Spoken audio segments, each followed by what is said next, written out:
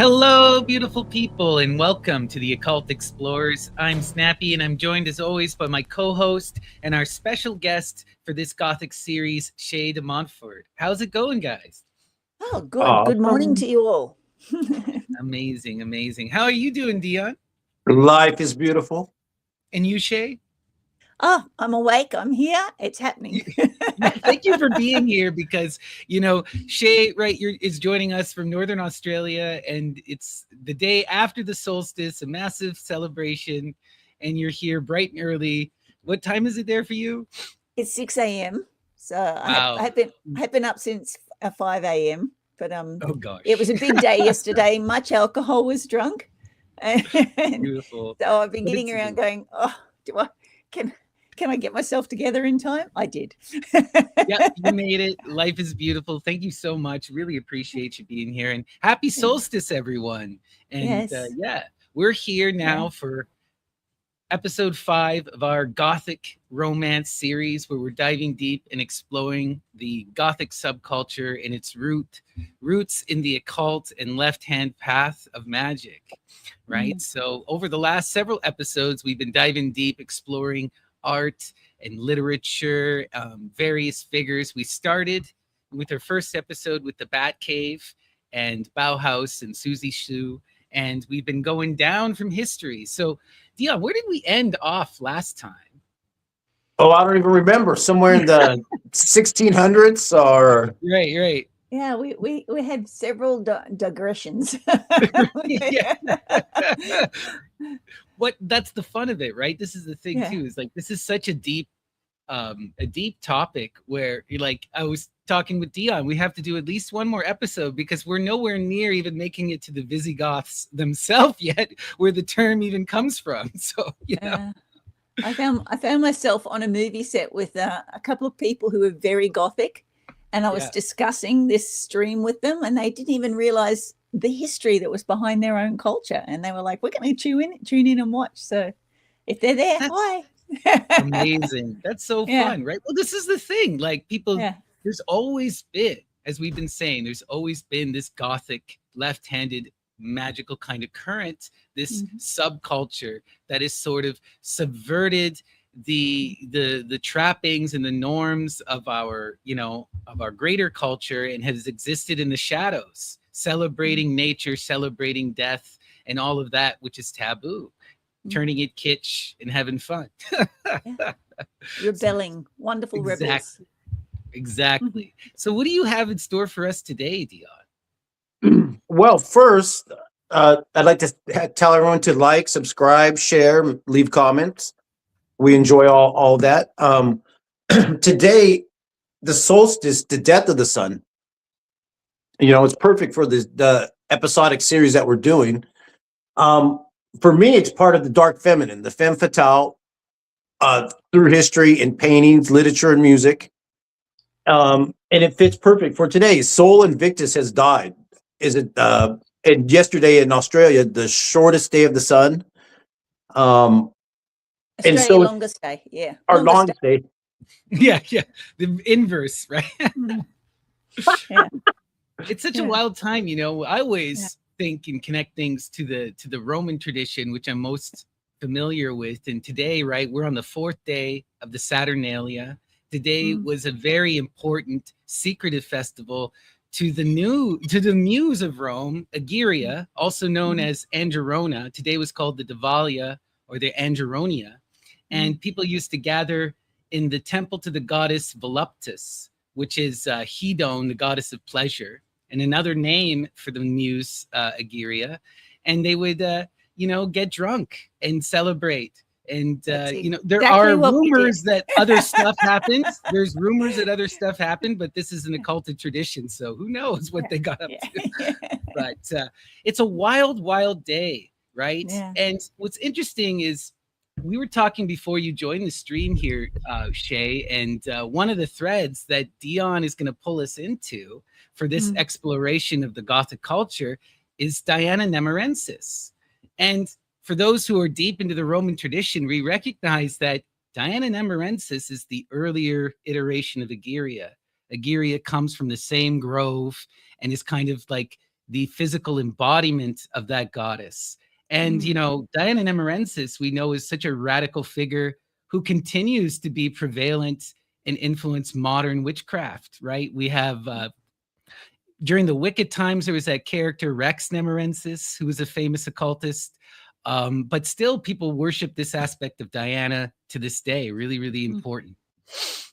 Yeah, and solstice is my birthday as well. So oh wow, I didn't realize. Happy birthday. Yeah. No wonder you're such a magical soul. yeah. 0 degrees Capricorn, and it was in an alignment where I've got like 5 planets in Capricorn. So yeah, work. Yeah. So it's very, very important to me. Very, very special festival. And as we often have on our greeting cards we send out for the holidays, I put on, have a cool Yule, which you're having, or a lovely Letha, which is what we're doing at the moment. So yeah, opposite ends of the spectrum, which is what our talk's about today. Yeah. Amazing. Wild stuff. So how does all of this Diana Nemorensis Egeria stuff connect to the Goth culture? Well, part of it's going to be through a series of paintings, and also the people's lifestyles. These artists' lifestyles themselves turn out to have Gothic underpinnings, we could say.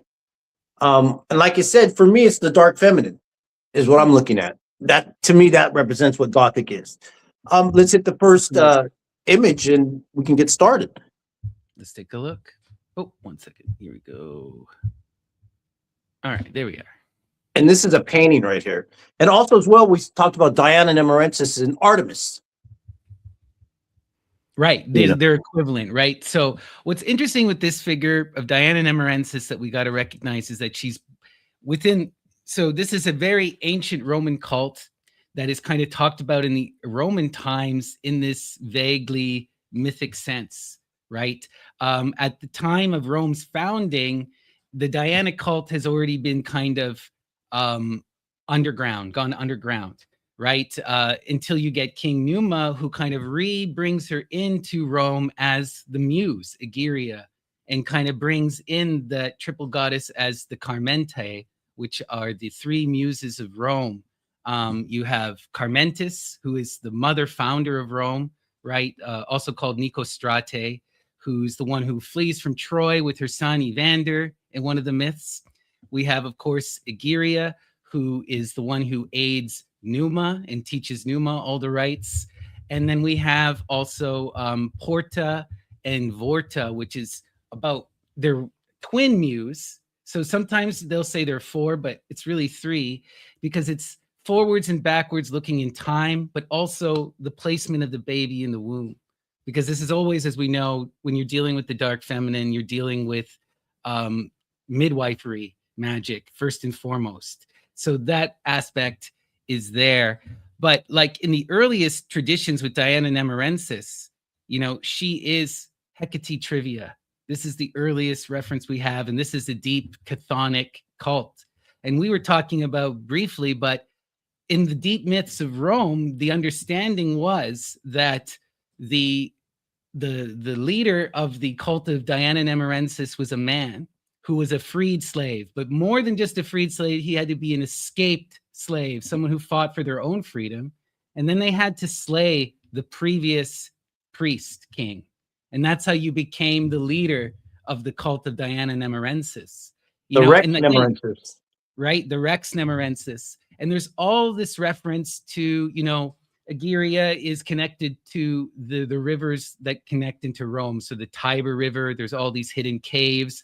There's all of this ancient Etruscan and Pelasgian magic that is all obscured. You know, if you go around this area of Italy, I did a talk with a dear friend of mine, Leslie, who's a spiritual medium and also connected to the muse of Egeria. And she spent time in this area, and they have thousands of these Etruscan cave-like things that people don't know what they were using them for explicitly, but we know that there was some kind of initiating mystery, right? So we're dealing with this ancient pre-Greek culture that came from Greece but predates modern Greek and settled in the marshes around what would become Latium.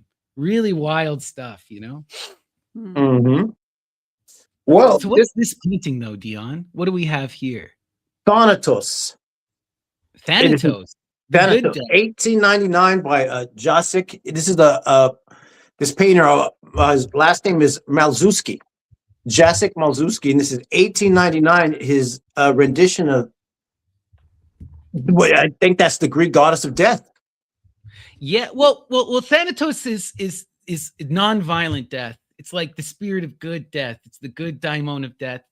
Oh. Yeah, and it meant like non-violence. And there's this idea that like within the Orphic tradition, there's all these hints that you would call on her and she would help you. So in the Orphic tradition, if you look at like the Orphic gold tablet, there's this whole mystery about you have to pass one river, the river Lethe, which is the river of forgetfulness, and you have to come to the next, which is the well of memory, you know, which is Memnosine, the mother of muses. And you're supposed to drink from the well of memory and recite this formula where you say, I am a child of the stars in heaven, but my nature is of the heavens. And this would allow you to pass on to the next realm, to leave the bonds of the earth and to become one of the divine. And there is this idea that Thanatos helps people to get to the right river, you know? But again, when you're dealing with the Orphic stuff, it's all obscured and there's so little references. So yeah. Yeah. Do you know anything about Thanatos? Have you heard this in your stuff, Shay? Yes, not just in the Marvel universe. Yes. But, it was just the whole Nova Pompilus thing, and the early iterations of all the gods. We've got to understand this is the beginning of the cult of Rome. This is the basis upon which all the later philosophies that became the state religion of Rome were based. So they were taking. It's interesting that they took this darker side of the Greek mythology and started to, combine that with, because there's elements, this, she's so Hecate. I just love her. She's so Hecate, and once they put all of these different elements together of the dark side, this became the basis for the cult of Rome. And then they built all the other myths and everything upon that, and tried to include the Phrygian myths and the other myths that they were coming across, even the Celtic myths in the Celtic culture as they came across. Eventually wild. She became the Morrigan. The Morrigan was related to her. And, the Roman soldiers met her at the rivers, and they described meeting her at the rivers before the battles, washing, and she became the washer of the clothes over there. So if you saw her washing blood out of your clothes at the river, it wasn't a good sign, because you were about to cross that river, and enter into it. Yeah. That's so beautiful. It's wild you bring that up because I'm reading this amazing book lately. It's called, I can't remember the writer, but it's called Remus, and it's looking specifically at the figure of Remus and looking at the mythical founding of Rome, going through all the iterations of the myth. And the earliest version of the myth that they could find actually comes from the archaeology, and it's from the 4th century. So well after the founding of Rome, but still in this Etruscan milieu. And it was an Etruscan mirror that's engraved on the back. But the myth itself is explicitly the birth of the Lares. So what we see is you have this character of Nicostrate, Carmentis, fleeing with Evander, coming to Rome, but then it merges with the story we find in Ovid's Fausti with the goddess Tacita, who's also known as Lara or Lala, the babbling brook, right? The spirit of the waters. And her story, we've talked about this before, parallels Lucifer. She speaks up against Jove, Jupiter, to protect her sister who he wants to molest. And for this, she has her tongue ripped out and she's cast into the swamps of Latium. But this is also a wild magical image because it parallels what happens in Virgil to Saturn. So the Roman Saturn is not the same as the Greek Kronos. There's all this agricultural god and golden age mythos that's in the Roman version. And in the Roman version, there's this fall from grace where Kronos is cast out by a primordial Zeus, not his son Zeus, and sent to go to Later, where he brings about the golden age. So then the muse Carmentis, Nicostrate, right, is building Rome upon this earlier foundation. And in Virgil, right, Saturn returns as Saturnia. So there's this deep connection between, Rhea Saturn and Hecate that's going in this cult, and all of this weird agricultural stuff, and this myths of these falling from graces, challenging the gods and being cast out of the heavens. But the central element of the myth is that, Tacita, after she's cast out, she is sent to La Terre by Mercury, and they make love and they give birth to the Lares, the spirits of the crossroads. And it's them who found Rome, and not Romulus and Remus. So the earliest version of the she-wolf is actually the goddess Tacita or Hecate giving birth to the spirits of the dead, and the crossroads. It's wild stuff. There's this thing with every new culture that arises from an old culture. It starts in the dark. Right. And it's becoming apparent, very much in our discussion, that the rebels are so important to the new that comes in, right? And this new culture, a lot of historians wouldn't realize how much the dark is, inherent in the birth of Rome. It really is. Right. Yeah. No, it's so wild. And to me, it parallels to like that, the grand Hesiodic myth of the Saturnian cycle.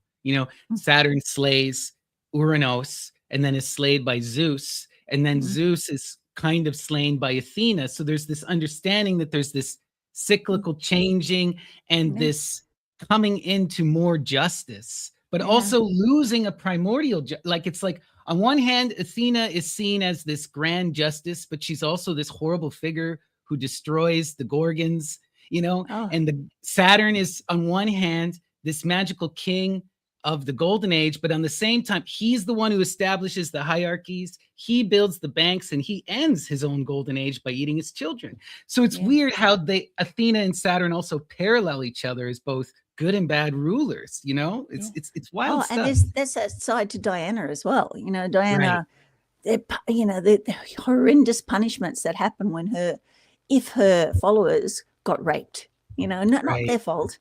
And she goes from being this beneficent mother figure to this horrendous purveyor of justice, regardless of how innocent you are, this has happened, then this is the consequences. Yeah. And also when you get into a lot of these deep connections, when I was going into what's his name? Ovid in his Metamorphosis connects Aegiri and Tacita to two other really interesting figures. Right. One is the goddess Pytho, who is the child of Cupid and Psyche and is the voice of persuasion, but also the goddess who's responsible for all of the abductions. And this spirit is equated with Medea directly as well. So there's that whole thing going on. And if you look at Medea, she seems to she's another one of these kind of Luciferian figures who tells off the gods and has to throw off the yoke, right, in order to come into her own power. It's really interesting stuff. Yeah, always resulting in the birth of a new culture. These stories show that the rebel nature has to birth that new culture. It has to be there for any positive change to happen. It has to start in the dark, has to go underground. And there was the Dionysus. You're talking about Saturn and then Zeus and previous Kronos, but also Zeus did that to try and prevent Dionysus, who was supposed to be his successor, happening as well. Yeah, he tricks the Titans into killing Zagreus with the spinning top. And this whole thing, what's wild, a while ago, I was talking about this with sorry, Deon, going off on a tangent. I was talking with my friend Leslie in our previous stream, and I was looking at the Aphroditic magic. Okay, so I wanted to know, what was the spell, according to the mystics, that cursed Medea? So I started diving into this, and it is the darkest, evilest thing I've ever found.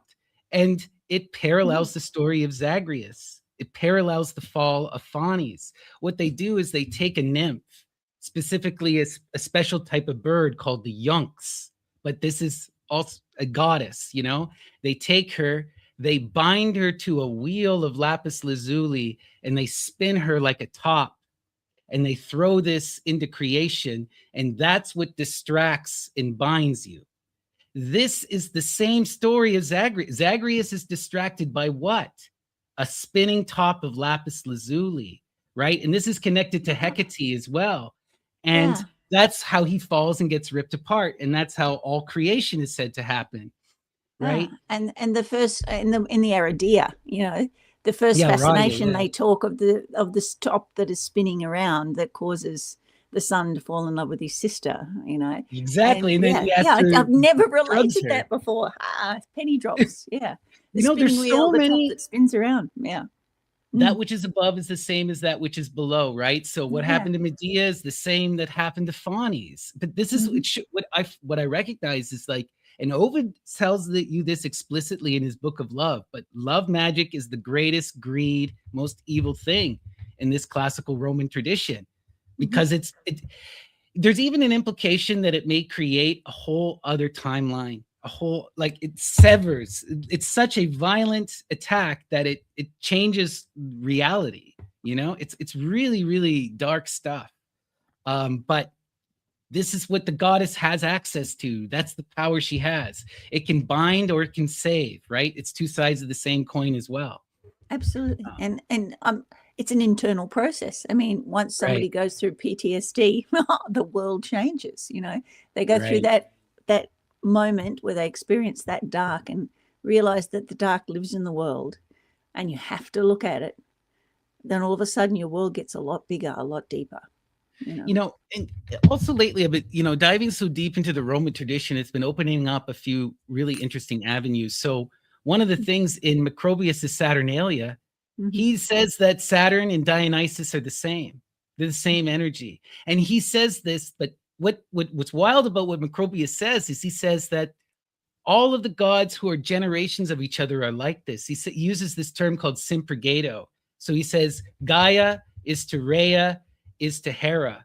They're all distinct, but they're all the same at the same time. And so he says this about Saturn, Zeus, Dionysus, and Apollo, and Diana, that they're all the same energy, but distinct at the same time. Yeah. And things get so wild when you start to have in that implication, individuating aspects of the divine, right? But still it is the divine, The divine. But it's also like, it makes me think too of, Nietzsche has his whole political theory that he implies the Greek myths, where he says Dionysus is the spirit of liberation, Liber, who frees us. So you can see that Dionysus is that Saturnian force who starts the golden age, but then it becomes Apollonian, leading to a heights of culture, and then it turns Saturnian, right? When it stops expanding, it stops allowing for diversification, and it tries to control everything. So you starts eating its own children. Yeah, exactly. That's right. You see this cycle of that masculine energy where it goes from this free, loving force to this high culture to this force of control, and then it ceases to be relevant, and that new spirit of rebellion has to come in. And I think that's constantly what we're seeing in all of these cycles, and we're constantly having to react to this force. Like, we're in the middle of a kind of a Saturnian moment right now where the old world is transitioning into a new phase of rebellion, and it's definitely where governments are consuming their own children. Religions are consuming their own children. Yeah. But I mean, every in our discussions, I just keep coming back to the Hellfire Cave, and having stood in that Hellfire Cave where you have the statue that is alive of Dionysus, and the statue of Diana that's on the other side.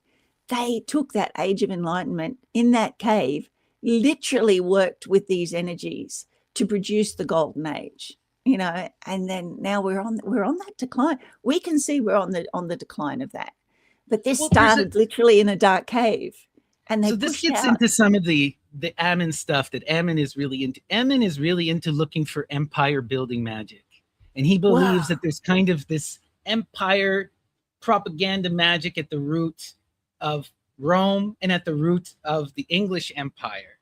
And you can see look at the Hellfire Club, and it wasn't that hidden. They were doing it, No. and then they took it underground, you know. Well, Dion and I did a whole big talk on espionage, and we got into John Dee, and John Dee just does empire rights. I'm going to turn the queen into the goddess Diana. She's the Holy Virgin, and we're going to take over the world in the name of Christ. He just says it, and it's wild. But also, like, I'm getting into a lot of this English poetry, like, and there's this whole big theme where, like, there's this one poet who just lays it out, William Mason. He calls the Thames River Egeria. He says that the Thames is Egeria, and that we're going to summon that force to control. So he's literally taking these ancient forces and bringing them into his world. But I see this happening among all the elites of Britain at that time, and it leads to a British Golden Age. It does. It does. You know, and Queen Elizabeth was a Diana figure. She 100% was. She promoted that herself. You know, a lot of people say that it was the Virgin Mary, but she promoted herself as the Virgin Goddess, and the propaganda and the poetry around kept comparing her to Diana. Yeah.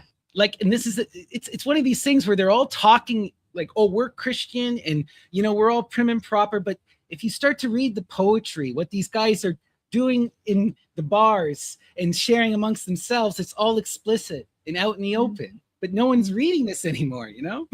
Oh, it's hidden. I mean, again, it's that cave thing. We can't let everybody know. Let's keep it underground, keep it hidden, you know? Right? Yeah.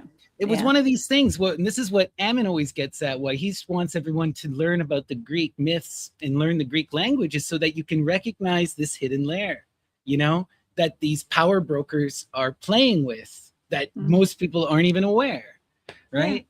I mean, why was Greek myth taught in Christian schools? But it has to be. It's the foundation of our society.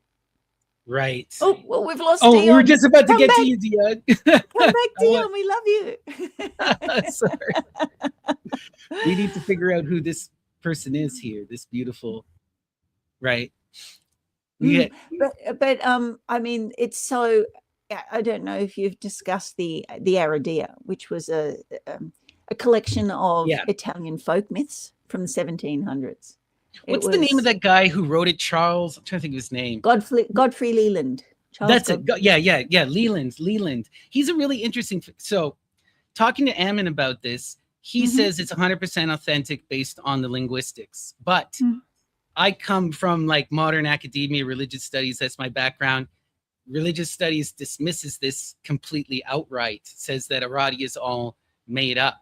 Now, my whole test for this kind of stuff is to play with the magic and see what works.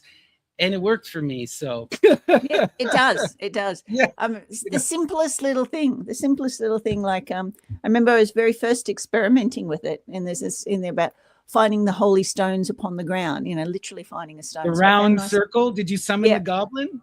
Yeah, the goblin. So I found it like a red stone. Somebody tipped it out of a fish tank. So I said the spell, put it in my pocket. And then I needed something. So I said the goblin spell. And then it happened. And I was looking the next day for this red stone, which is supposed to disappear. Could not find it anywhere. He'd taken the stone and gone. So that literally happened to me. That happened to me. So I found a round stone. I did this thing. The spirit helped me a few times. But then all of a sudden, one day I missed where I didn't come and like dedicate some meditation time to the stone, and it rolled away. Never found it again. He took the home and ran. And it warns you in Aradia that it will do this. If you don't pay attention, the goblin will take off. The goblin will take the stone. Or if you ask for a spell. Yeah. Yeah. So we thought we'd lost you, Dion. We're so glad you're back. Yeah. Leland is a really interesting figure, and the Aradia is something that everyone should check out.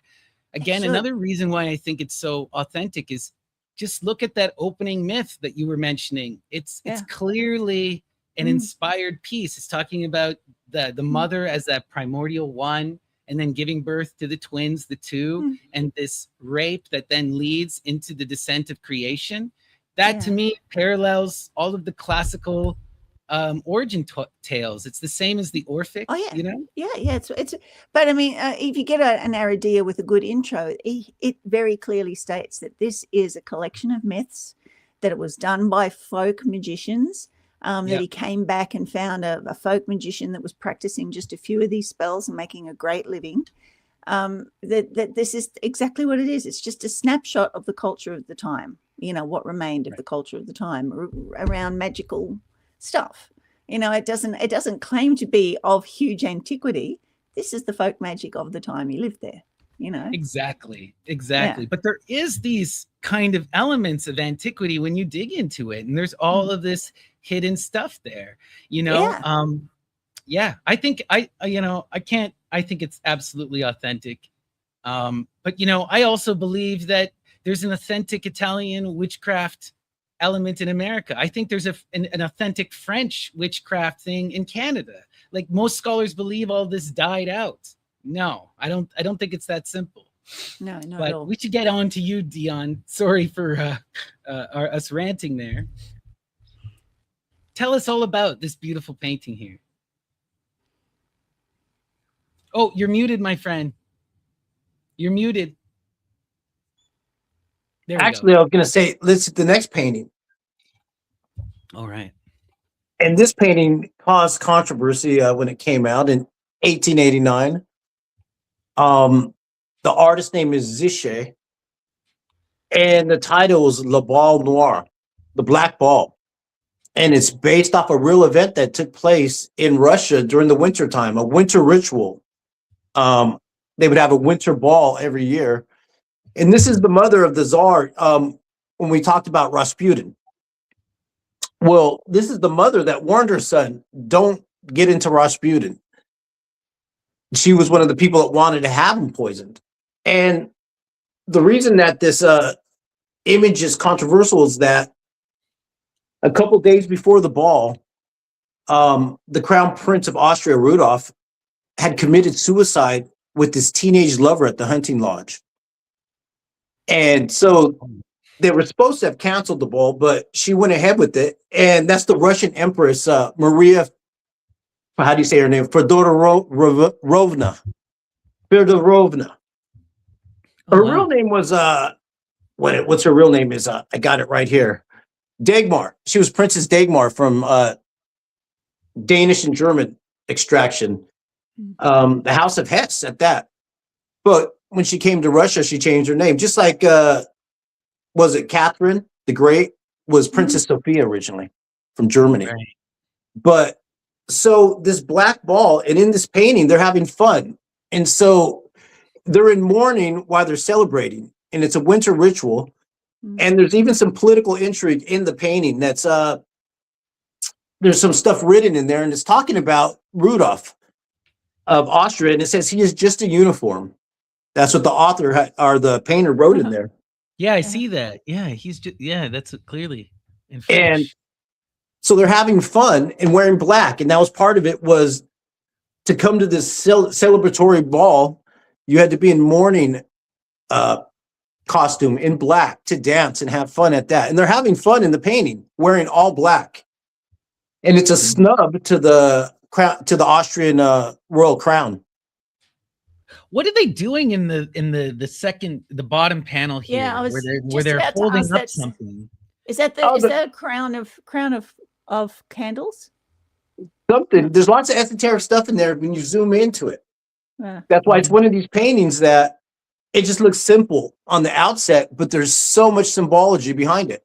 So all of these people were gathering in protest and in rebellion to the Austrian crown. No, they're originally going to go to a grand ball that they have every winter, and they get all dressed up in their finest. But because Rudolph died, committed suicide at that with the teenage girl at the hunting lodge, instead of canceling, she said, everyone show up in black and we're still going to party.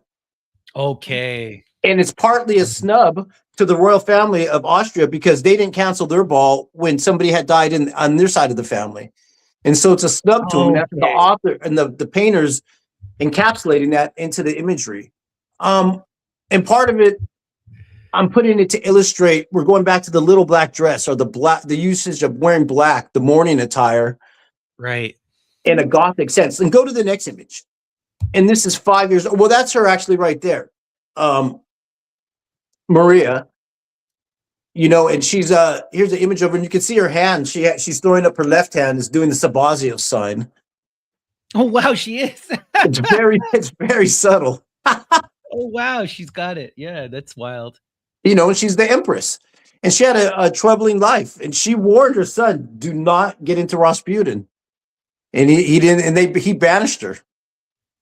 Didn't believe her, and you see what happened later. Everyone dies, but except but for yeah, hit her, the next she image. survived. She's the only surviving Romanov. Yeah. She tried to warn him, and she was a beautiful German Danish princess that and she would dance all night until finally the czar would have to come and kick out the musicians and stop them from dancing. And she would entrance people with their dances. But yeah, hit the next image. She didn't fall prey to Rasputin, though. No. She didn't believe it, not for 1 second. And so here's another painting that was controversial just 5 years earlier, 1884. Oh, yes, I love this painting. I love this one. Oh, she knows about it. Yeah, John Singer Sargent, and it's called Madame X is the name of the painting, Madame X. And it debuted at the Paris Salon in 1884, and it caused a scandal. She was a famous woman that got into trouble in Paris, and people protested because of the bare shoulder, the strap, the straps coming off, and her skin is very pale, and it's that black dress again is causing a scandal. And those curves, like this could be you could rock this in a modern situation and still be considered the height of fashion, like this is a very beautiful dress, very modern. I've actually stood in front of this portrait in the British Portrait Museum. It's got so much power. It's lovely. Wow. Yeah. But this became a thing in culture, if you like somebody. Right, exactly. Right, that little tease. And the name is Madame X. Oh, she had I can't remember her name, but she was Virginia Avignon Gautreau. Virginia Gautreau. Yeah. And they wanted to kick her out of Paris. Yeah, Madonna's Madame X was based partly on this character too. Oh, amazing. Another witch, powerful, creative. Yeah. And I would say that that's what we're seeing is witches. We're seeing the dark feminine through paintings, and through the art. Go to the next image. Oh, Salome. 1876, and this is Gustave Moreau. Yeah, he's got some wild occulted paintings. I love his painting of Apollo. It's one of my all-time favorites. And I guess he's called a symbolist. I don't know if that's because there's Dada, Surrealism. It all goes over my head, but. Yeah, the symbolists kind of come before, like, I'm trying to think. It's like precursor to what would become like, like Dali and stuff. What are those guys called? I'm trying to think. I'm just having a brain fart here. Surrealism? The surrealism, yeah. Symbolists predate.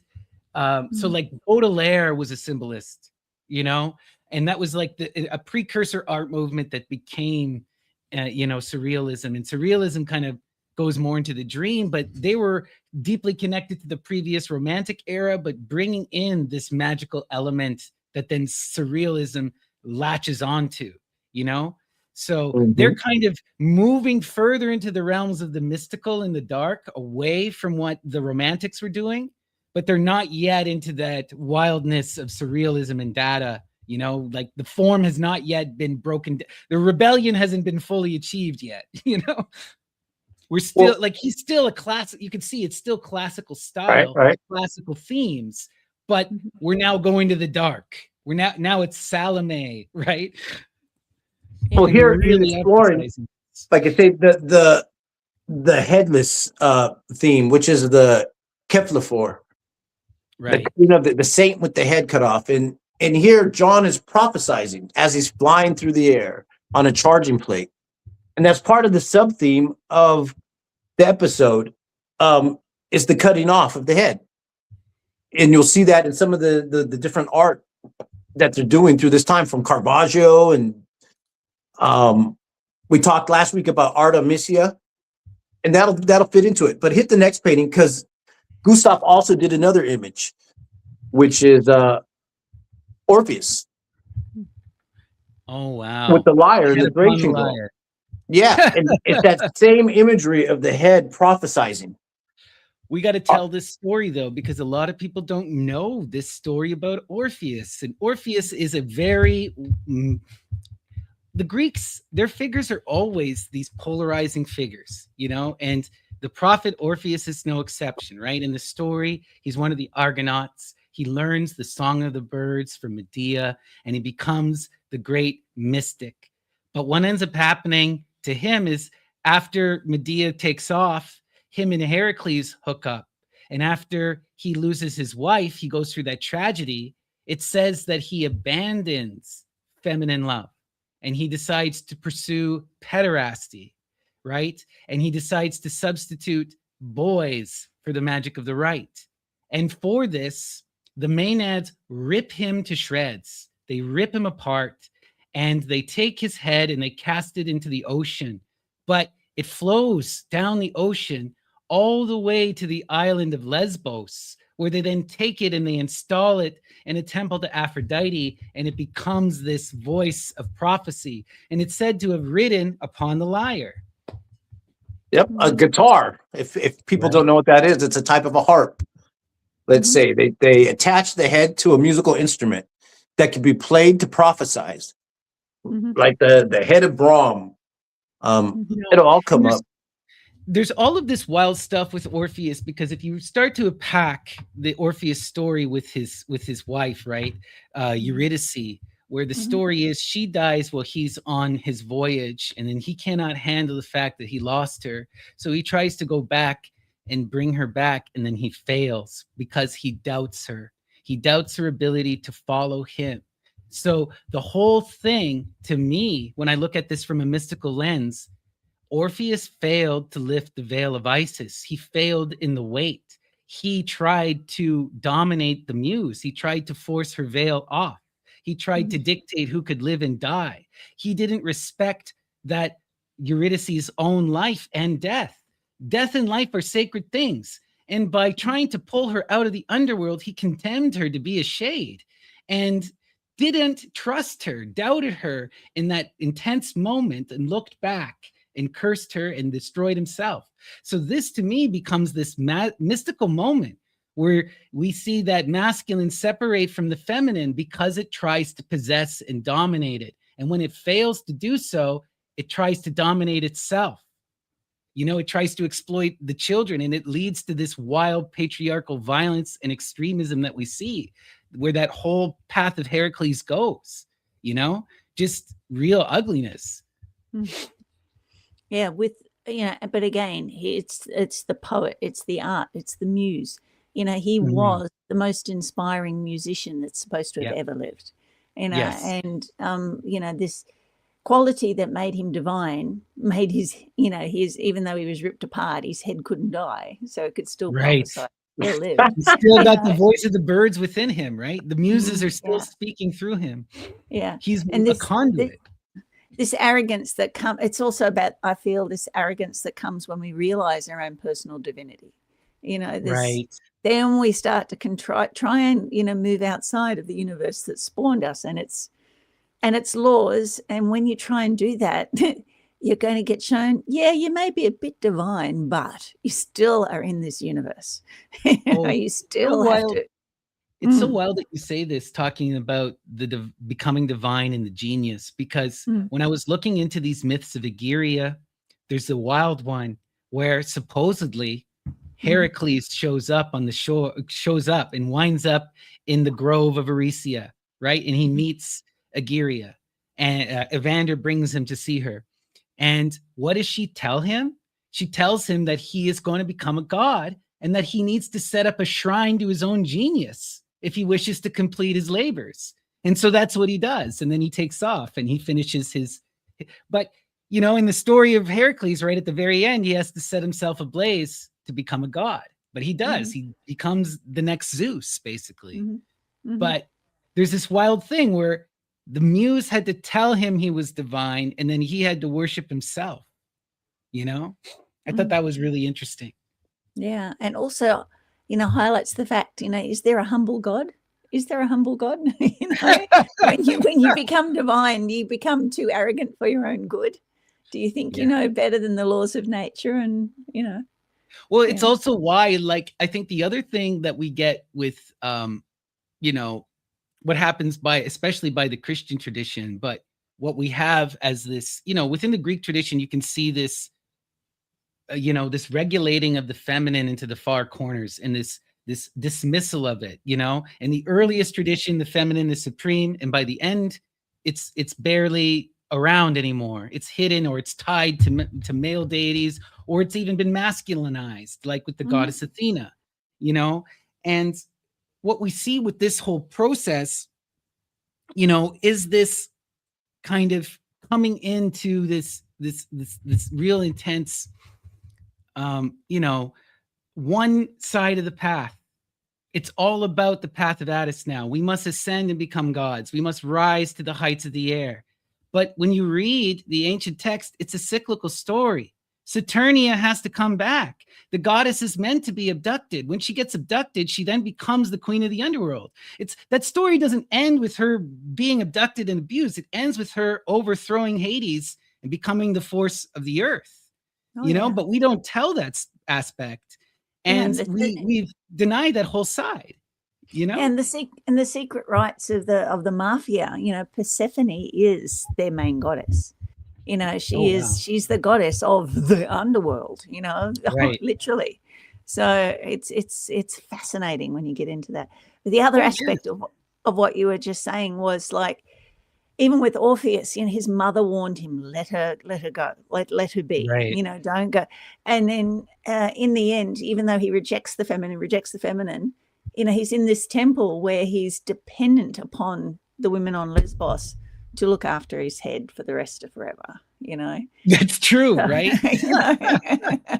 He can't, even though he tries to abandon that, he can't, you know. But it's wild stuff. And this is such a beautiful painting. And again, right, it also makes me think of one of the things in the the Welsh tradition. Are you familiar? Deon and I did an episode on this with our friend Old Boy, but the Mabinogion and the story of Branwen. And Branwen has a very similar story with this kind of magic head and prophecy, where what ends up happening with her is her brother Bran is the giant, gets slayed in the battle in Ireland. But after the battle, she takes his head, puts it in her magic cauldron, and it turns into a prophetic voice. And then it was said that she buries it under this king mound, and that becomes the place where Brittany is born. And that leads to the entire English realm is the idea in this myth. No, you know, and a lot of scholars, you got to check it out. It's one that's been very, very, you know, made like, they get rid of most of the fantastical elements. The telling that we have is a more modern telling, and they try to turn Branwen into a person. But you'll recognize her as Venus. She is, you know, it's the Venus story. She gets abducted. A war happened. She's both Venus and Helen of Troy at the same time. It's really interesting. The Mabinogion. Yeah. There's the Arwen myth. I'm very familiar with the Arwen myth because, you know, Arwen is, you know, in the Dionysus story, you know, like she's Ariadne, right. You know. Yeah, of course. And Arwen and Ariadne are very similar sort of names when you look at the derivation of them. But yeah, again, there's that huge crossover there. But yeah, the corona. All these cultures are so connected, but there seems to be.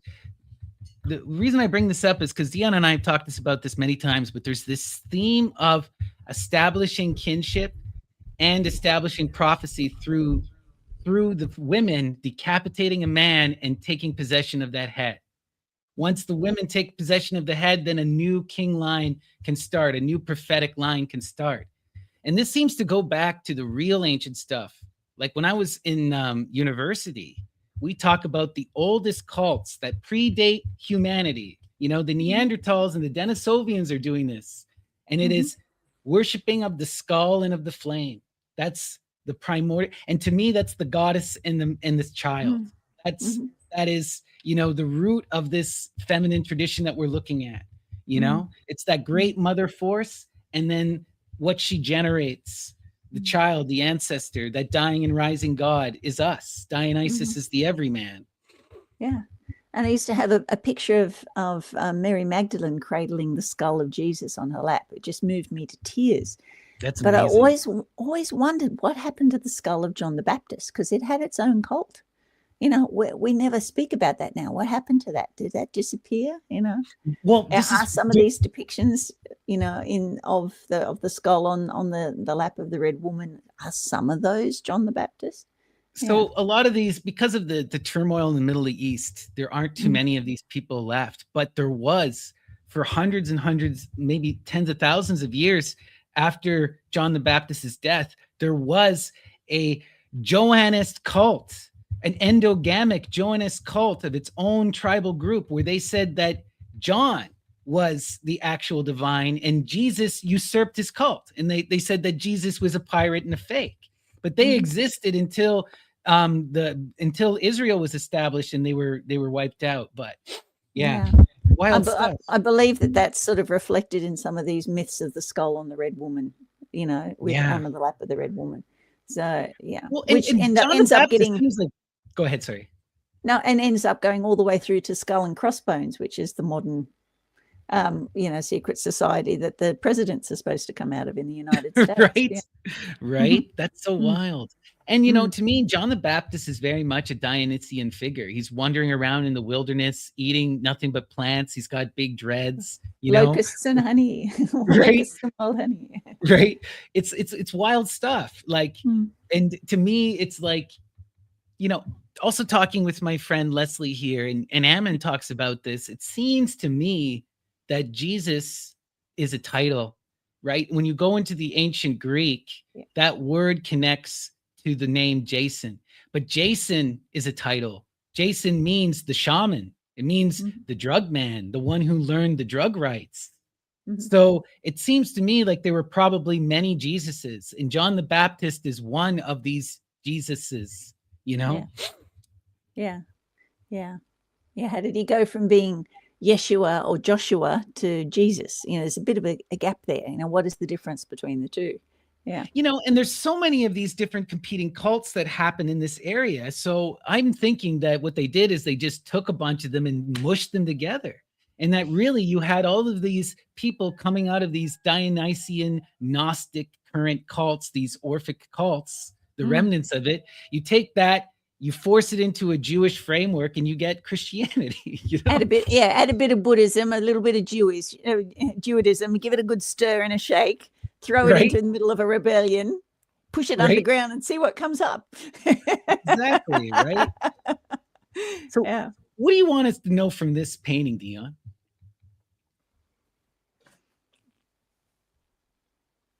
Oh, that got his head cut off. Very simple. And there's a reason for it. Go to the next image. 1793. This is a wax casting of Marie Antoinette's head. Off with her head. And you know it was made by Madame Tussaud. Tussaud, yeah. Who came up with the Chamber of Horrors. And at the time, she was a gifted artist and would go and take engravings of different royalties' heads, decapitated heads. You know, and Marie Antoinette was famous for her hair and her head, and her hair was political at that. She used to put little miniature scenes in her hair of figures and it was political based at that. And she was very copied. You know, she copied Madame Pompadour. Madame Pompadour. The big hair. Yeah. And Madame Pompadour was involved in the affair of the poisons. You remember that? Oh man, Lavoisier? How is she connected to not Lavoisier, it's La Poisson. Oh. And that's Madame Pompadour. With the King Louis. Right. And so it deals with weaponized hair. And I just wanted to show you it's part of the theme of powerful people getting their heads cut off.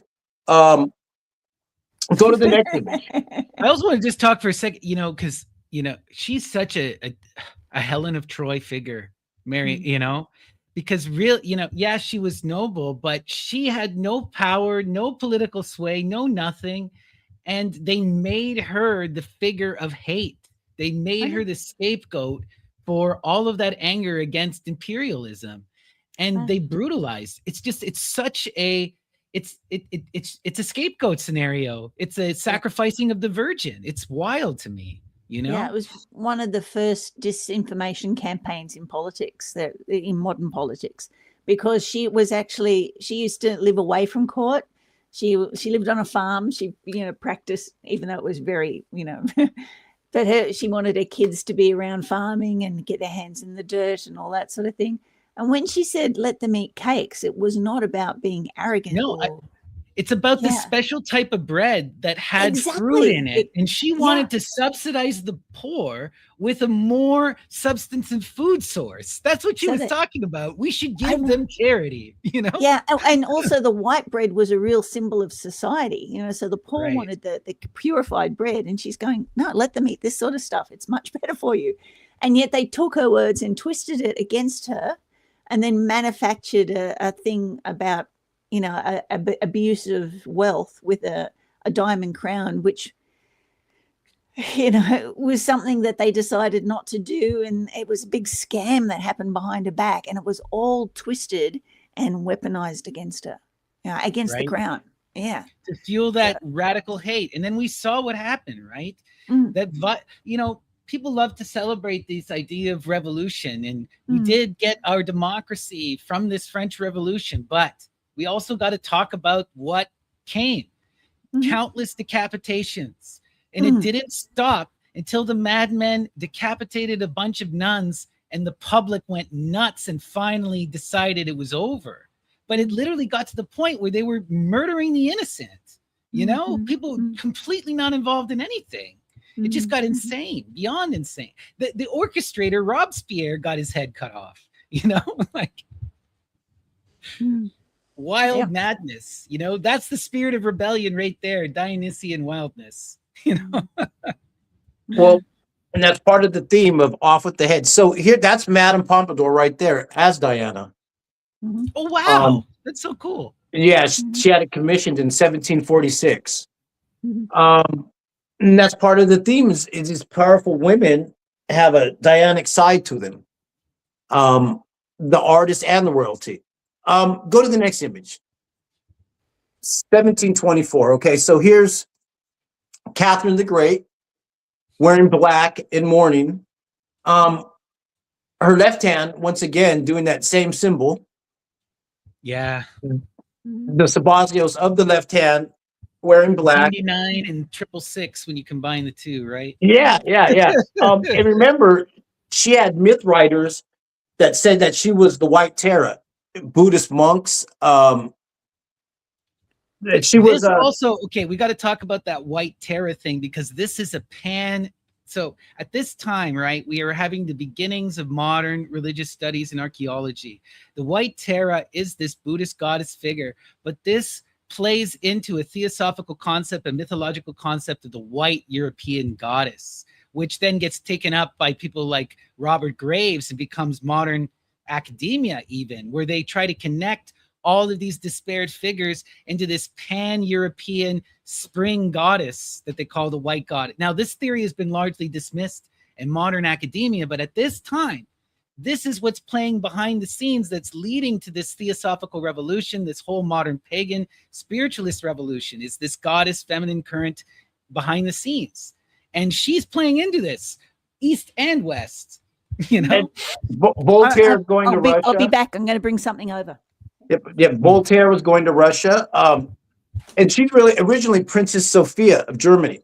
Her lover was William Mons. Peter the Great had his head cut off and put in the bedroom, pickled and preserved in a jar so she could see it. I remember you telling us that the previous episode. Yeah. There was lots of picklings of heads going on. Peter had more than a lot of people, rebels, he'd have their heads cut off. Go to the next image. What do you got before we get into this? What do you got for us here, Shan? Oh, well, it's interesting that like I did with my religious studies, I also did Tibetan Buddhism. So this is Kura Kura, and you can have red Kura Kura or white Kura Kura. So Kura Kura, if you say the Kura Kura mantra 1,000 times, it gives you a power to get a wish granted. But if you say it 10,000 times, you can start to influence politics. Right. So this is very much politics mantra. And you see what she's wearing? Where is it? All the skulls. Red and white goddess who influences politics. Does this sound like Pytho to you? Does it sound like that's the spirit of Egeria? Yeah. So that's wild. So so she's very important. And the modern Buddhists try to like get rid of her as well. Like she's just, but to the Bonpo and the indigenous Tibetans, she was very important. So, you know, all people that got married got 1,000 kurakulas so that they could get a wish for their new wedding, you know, the new marriage. So, but this headhunting thing where they wear the power of people and they accumulate that power through headhunting is prevalent in a lot of indigenous cultures spiritually.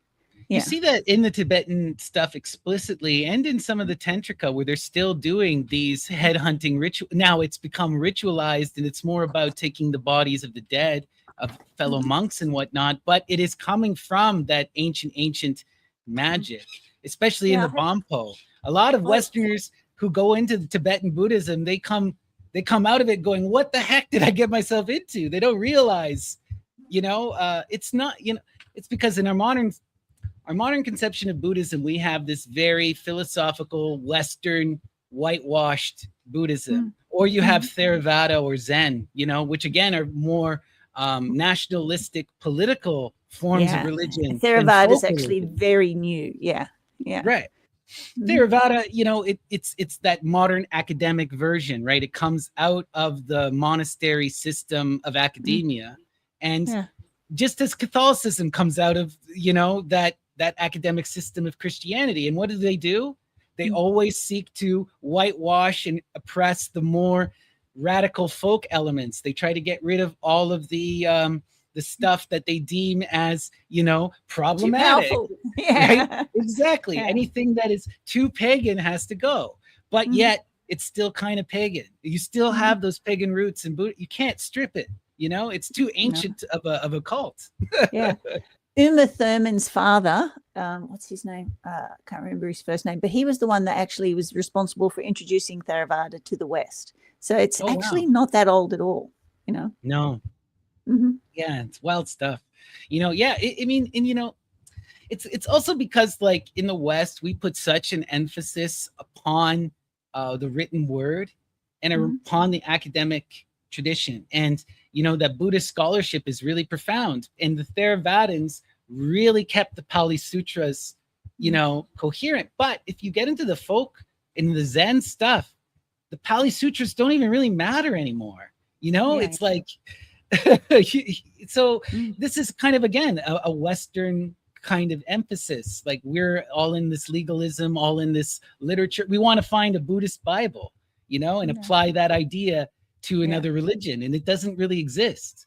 No, but this, like going back to Deon's concept of the head, I won't run off again, but I have a Tibetan skull bowl, which is like their cauldron. You put it on the altar, you put your stuff in it, and decorated with skulls, like little images of skulls around the outside, and it's plated in bronze. But the Buddhists harvest human body parts, like not just from their graveyards, because they're actually banned. You're not allowed to bring them into Australia anymore because a lot of studies have found that their thigh bone trumpets and the skulls are actually from teenage girls. I know there's a lot of wild accusation. People don't know this, but like when I took my religion studies course, they show you this. Like Tibet lived as a religious monarchy for thousands of years, and they had total absolute control over their people. It's not all peaches and cream. And they did not peace, love, and brown rice. They did all of the most radical, magical stuff that you can imagine. Imagine if the Tantrikas had free reign, Yeah. And it's going to be good. It's going to be bad. It's certainly going to be wild. Well, there's a lot of parallels between the theocracy of the Catholic Church and the theocracy of Buddhism. Lots of parallels. I mean, and they're the only ones in any of the Eastern religions that have a concept of hell to terrify people after death, similar to Catholicism. Yeah. Right. Yeah.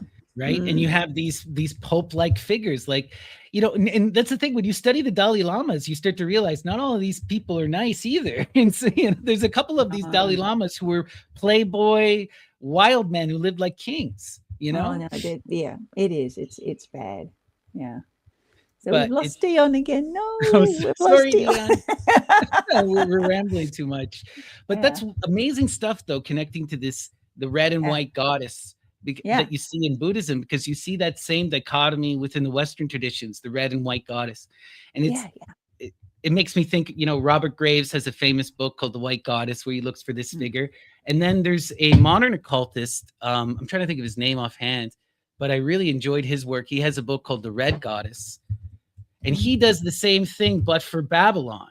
And Peter Gray, and he tries to find that red goddess figure in the tradition, and he connects it to, you know, he mostly deals with the modern stuff like Thelema and whatnot, but he does go all the way back to Hestia as that primordial fire, you know, as the heart of the city, is that, you know, really interesting that you get this kind of dichotomy with the feminine, you know.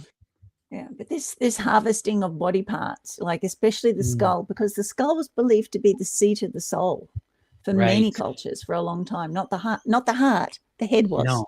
That's where the soul resided, you know, and the power, and this is in so many indigenous cultures. It's not so, you know, we're looking at something that's very primal, going back to the start of Greek and Roman culture, where, you know, the head was a sacred thing. If you kept the head, you kept the power. Yeah. Well, one of the wildest things is when we go into the ancient Pelasgian, right?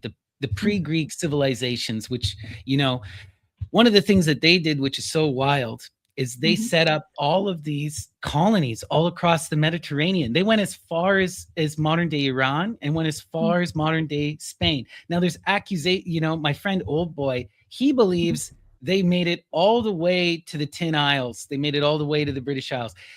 This is debatable in modern archaeology, but they certainly made it to Spain, which is incredible. And when we go to these sites, what they did is they would always have a central hearth at their city. And the hearth wasn't just where you went and you cooked your bread and you made your tools. It was also where you cremated your dead. And they would take the heads and they would install them around the hearth. So this would be the voice. This is where the priestesses would go and worship the ancestors and tend to that flame as the voice of the ancestor. You know, so this, it's so deep and it's so parallels. In the Orphic myths, you see a trace of this, but it's relating back to that real ancient stuff. Like I said, we have literal Neanderthals. When you go in some of these deep caves in Spain and Germany, they've got these setups where there's thousands of skulls all placed around these fire pits, right? And they're left offerings of food. They're left offerings of other things. And scholarship is now saying, we think that this is the beginning of religion, right? Yeah. It's really wild, but yeah. All right, Deon, you're back. Yay. Tell us about this painting here with is this another Salome? What's this one? Yes, it's a painting of Salome, and this is 1649. But I wanted to take it back a little bit to getting more about Catherine the Great, because she was into some wild stuff like bloodletting.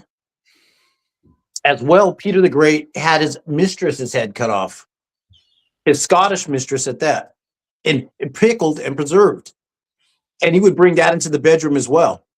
Oh, yes, I remember this story. Yeah. So he would have the head of his mistress, and he put in the head of his wife's mistress or lover as well. So you'd have two different heads. And this is all speculation, but she also practiced bloodletting. You know, she was into some wild stuff. But so this image right here, that takes us back to another person we talked about, Ezerbeth Bathory, right? Bathory was bloodletting all those virgin girls. Apparently, could be all propaganda, but wild nonetheless. Well, some people do bloodletting them because they thought they'd go to the doctor and he'd say, "Well, we'll just cut you and drain all the bad stuff out." And you're really just killing the person. Yeah, when you look at ancient Greek medicine, they had this concept of the four humors, and they believed that if you balance the four humors, then that would make you a healthy person. And it's phlegm, black bile, yellow bile, and spit. And if you had, or blood, sorry. Yeah, phlegm, black bile, yellow bile, and blood. And if you have any of these out of order, they would have to, if you have too much phlegm, they got to bleed you or something. And this is what they would be doing, And there is some evidence that this works. Leeches will get rid of a lot of diseases, but if you're sick and you're bleeding someone, it's certainly going to make their time a lot harder as well. Now, a leech is different in that it has not an antiseptic, but it has chemicals that it works with, and just like a dog. When a dog licks the skin, it can heal. Remember, that's part of the Asclepian process. They would have dogs lick you because of the antiseptics in the skin. Oh, what's that? Oh, leech therapy. Wow. Yeah, I'm writing a book on it at the moment. So we've got so many leeches where I live. And they're actually used to take my husband's blood pressure down. That was the easiest way we get his blood pressure down, was one leech would drop his blood pressure back down to normal. So he'd try and get a leech a day rather than having tablets. Yeah. Amazing. Yep. I remember one time I got bit. I was fishing and digging for clams, and I got bit by a leech. I'd never seen a leech in Lake Superior ever. My parents had never seen a leech in Lake. I found the one leech, but what ended up happening is I didn't realize it was a leech at first, and I pulled it right off, and then I just started bleeding. I wound up bleeding for 3 days. I had to go to the hospital and get them to put something on it, because like that stuff that causes them, it impacts different people differently, and it really does work. It thins your blood, and you'll bleed like crazy. I would like to tell you a story connected to that goes back to the first set of images. That was Maria Feredanova. She protested some of the marriages of her sons and family because some of these royals suffer from what's the word, if I'm going to get it right, hemophilia. Hemophilia, where they have the inability to blood clot, and because they're inbred, and she didn't want the royals to keep mixing. She's like, yo, don't do it. And sure enough, they got married, had kids, and people have that problem. Yeah, it's a sign of inbreeding, right? Right? Wow. All right, so I'm going to take it back to this painting right here, 1649. Her name is Anela de Beltrano, but she went by the name of Diana de Rosa, Diana of the Roses. And she was a prodigy like Artemisia around the same time period, who studied with her father. Her father was also a painter and grew up in the studio. And once again, at 17, she's a female prodigy, but suffers tragedy as well. And she liked painting these mythical themes. Salome, Lucretia. So here's Salome, and in that kind of Caravaggio style. Go to the next image. Lucretia stabbing herself, and Artemisia, Caravaggio, and all them did these same themes over and over. Like even Caravaggio has multiple beheadings. Right. And it's a theme that they're really into at that time. Go to the next image. And because we're dealing with paintings and popular people at that time. And so one thing I would like to tell you though, go back real quick. Diana de Rosa, Diana of the Roses, her husband stabbed her to death when she was 36 years old because he was jealous of her because she was beautiful and gifted and talented. And it's ironic that she did this painting of Lucretia. So go to the next image. And here we have the mother of Johannes Kepler, Katharina. Her name is Gouldman, Catherine Gouldman. And she was imprisoned as a witch because she was an herbalist. Johannes Kepler, that's astrology. He had to use a lot of money and petition a lot of famous people to get her out of jail because she was an herbalist, but he was partly responsible for getting her locked up because he wrote a book called the Somanum.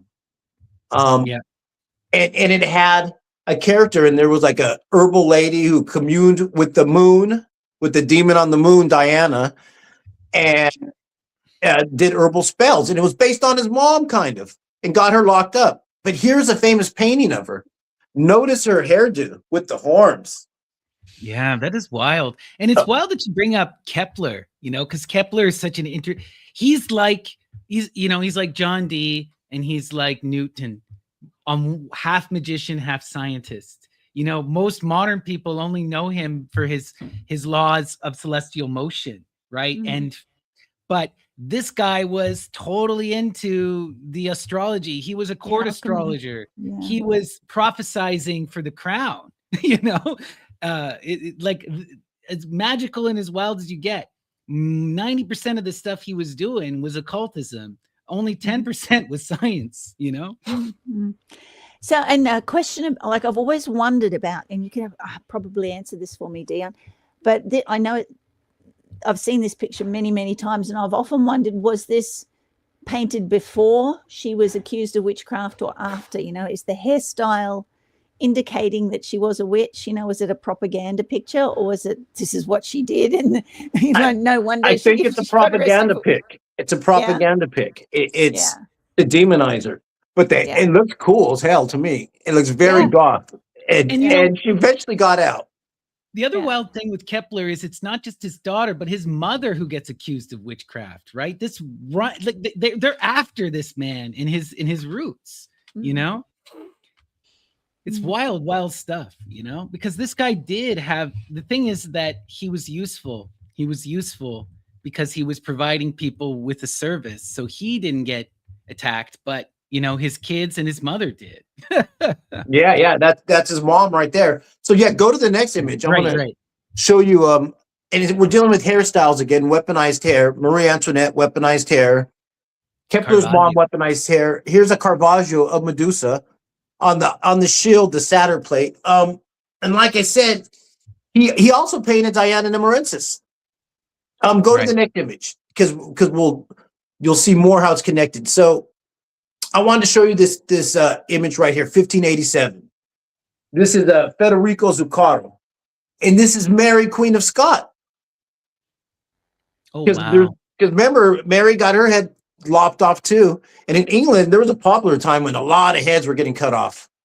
Go to the next image. Okay. Yeah, and it was really interesting that Queen Elizabeth I didn't want to cut off Mary, Queen of Scots' head because she was terrified of having her own head cut off.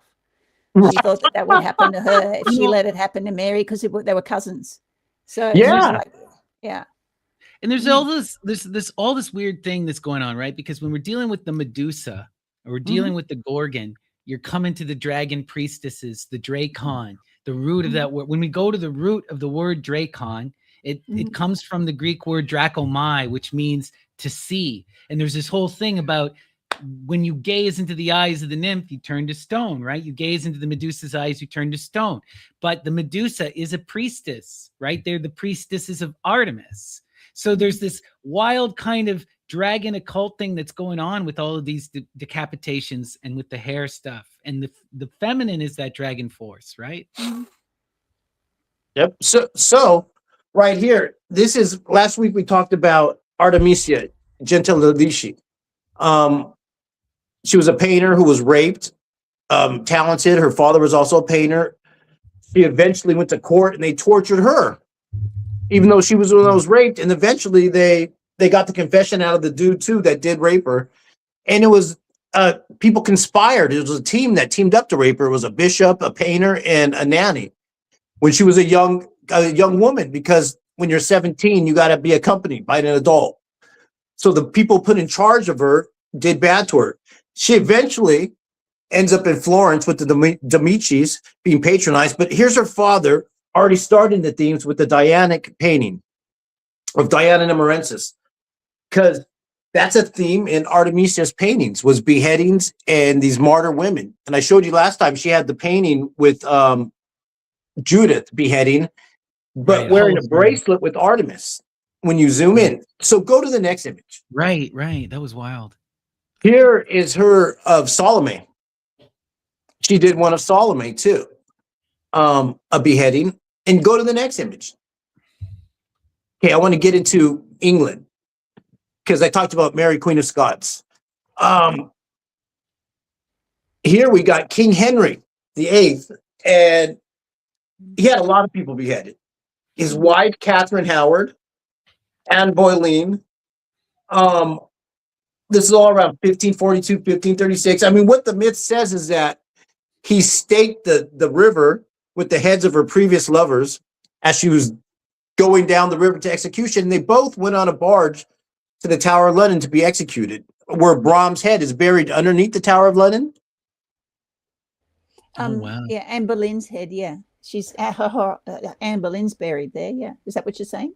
But I heard that Brahm's head was buried underneath the Tower of London as well. Well, your brand. Bromley. So yeah. So yes. Okay. Yeah. So I'm not sure exactly where Bran's head is buried. It's like a myth. That's the myth. That's the myth. Is that it's under the Tower of London. So what it is about is it's the seat of London is the thing. And you know, the Romans, when they came to London, they say that London is this ancient place, and it was Londinium.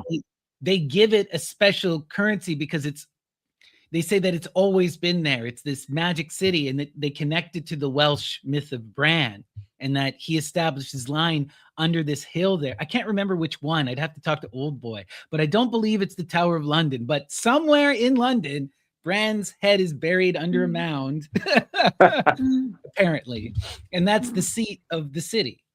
The Stone of Scone is in the Tower of London, which is an ancient Scottish, like it almost looks like the chopping block, where all the kings of Scotland had to, be seated upon it to be crowned. So they used to stick it under the throne as they were doing the coronations. And so King James I, or Sixth of Scotland, the first royal serial killer, he actually brought that stone to the Tower of London, and that's this symbol of the kings, and it stays there. Yeah. Wow. And we forget how radical a shift that is, because it's changing entire dynasties. That War of the Roses is such a wild time. Like when Deon and I were doing our espionage thing and we were diving into Crowley, that stuff is still relevant.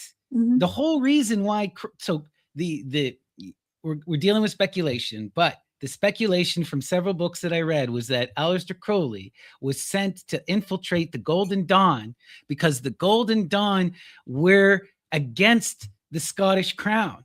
They were trying to reestablish a crown that went back to the Carolingians, and they were all about the blood, and they were literally trying to set up a Bourbon king in Spain. And Crowley goes to Spain as a revolutionary with a couple Golden Dawn members and sabastages the whole thing and blows them up because they're they're monarchists, but not for the British crown. I haven't heard that story before, but he definitely did work as an insurgent on several kinds for the British Foreign Ministry, which was the pre MI5 was the British Foreign Ministry. Oh yeah, and he definitely worked for them. He was the first 007 too. You know that. So that's John Dee, right? Oh yeah, sorry, it was John Dee. But his Crowley's allocation within the British Foreign Ministry, he was also 007. So for sure, like he's definitely connected. Yeah, and he was. Go ahead, sorry. Yeah, but he's definitely a spy. He's definitely an insurgent. He used to go in, and he was given several groups to do this too, including Hitler's Fuel Society, right, which he used to write for. Yeah. So this is why, well, because he wrote a bunch of those, not a bunch, he wrote 3 or 4 racist pamphlets that then haunted him and still haunt his legacy because he was trying to well, this is another thing, is that the argument is that he was set up to destroy the Golden Dawn because they were monarchists, Bourbonites, and I'll send you this book that makes all these accusations. It's a wild read. But the other thing they say is that he goes into the OTO because it's connected to German royalty, and it was also involved in all this espionage. So he infiltrates the OTO originally to subvert it. And as we know, he takes it over and makes it a Thelemic organization, but it was originally connected to the Reich. At least that's the accusation. He bought a charter from the OTO on the condition that he wouldn't change it. And of course, right. And then he changes it. Yeah. which virtually destroyed the OTO overseas. It just put him into a quandary about what they were going to do about it. So, and it dissolved. So yeah, he's very good at creating internal conflict. It's kind of sad that the British Foreign Ministry, which is now MI5, have never come out and officially, with freedom of information, released how much he actually did, for them everywhere from China all the way through. And I think only because it would embarrass the crown, with what he did, not who he was, but he did a lot of insurgent stuff. In the book that I was reading, the author manages to get several documents from MI5, like proving that Crowley is connected, proving that there's correspondence, but we only have the base of paper trail. And he wonders if the evidence was actually destroyed, because the modern MI5 doesn't care. And they're willing to work with people, but they're not finding anything. So someone may have literally destroyed the files on Crowley, which is kind of depressing. But let's continue here, Deon. Sorry.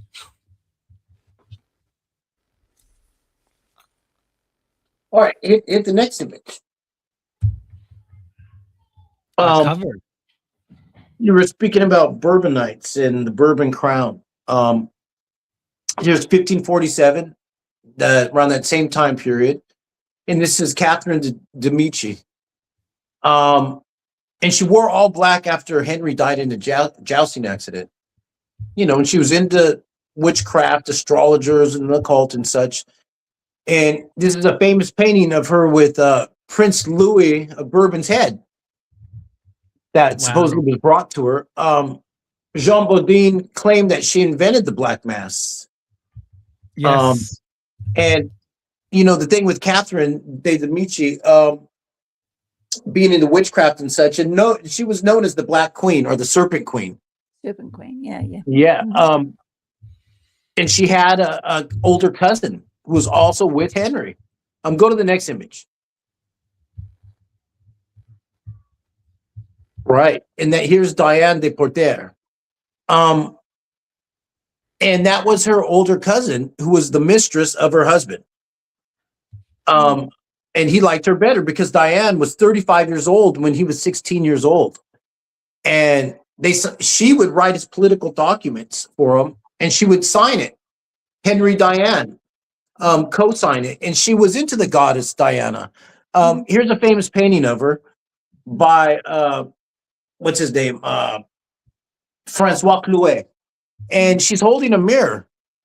And she, like I said, she also wore black and white after her first husband's death, even before she got with Henry.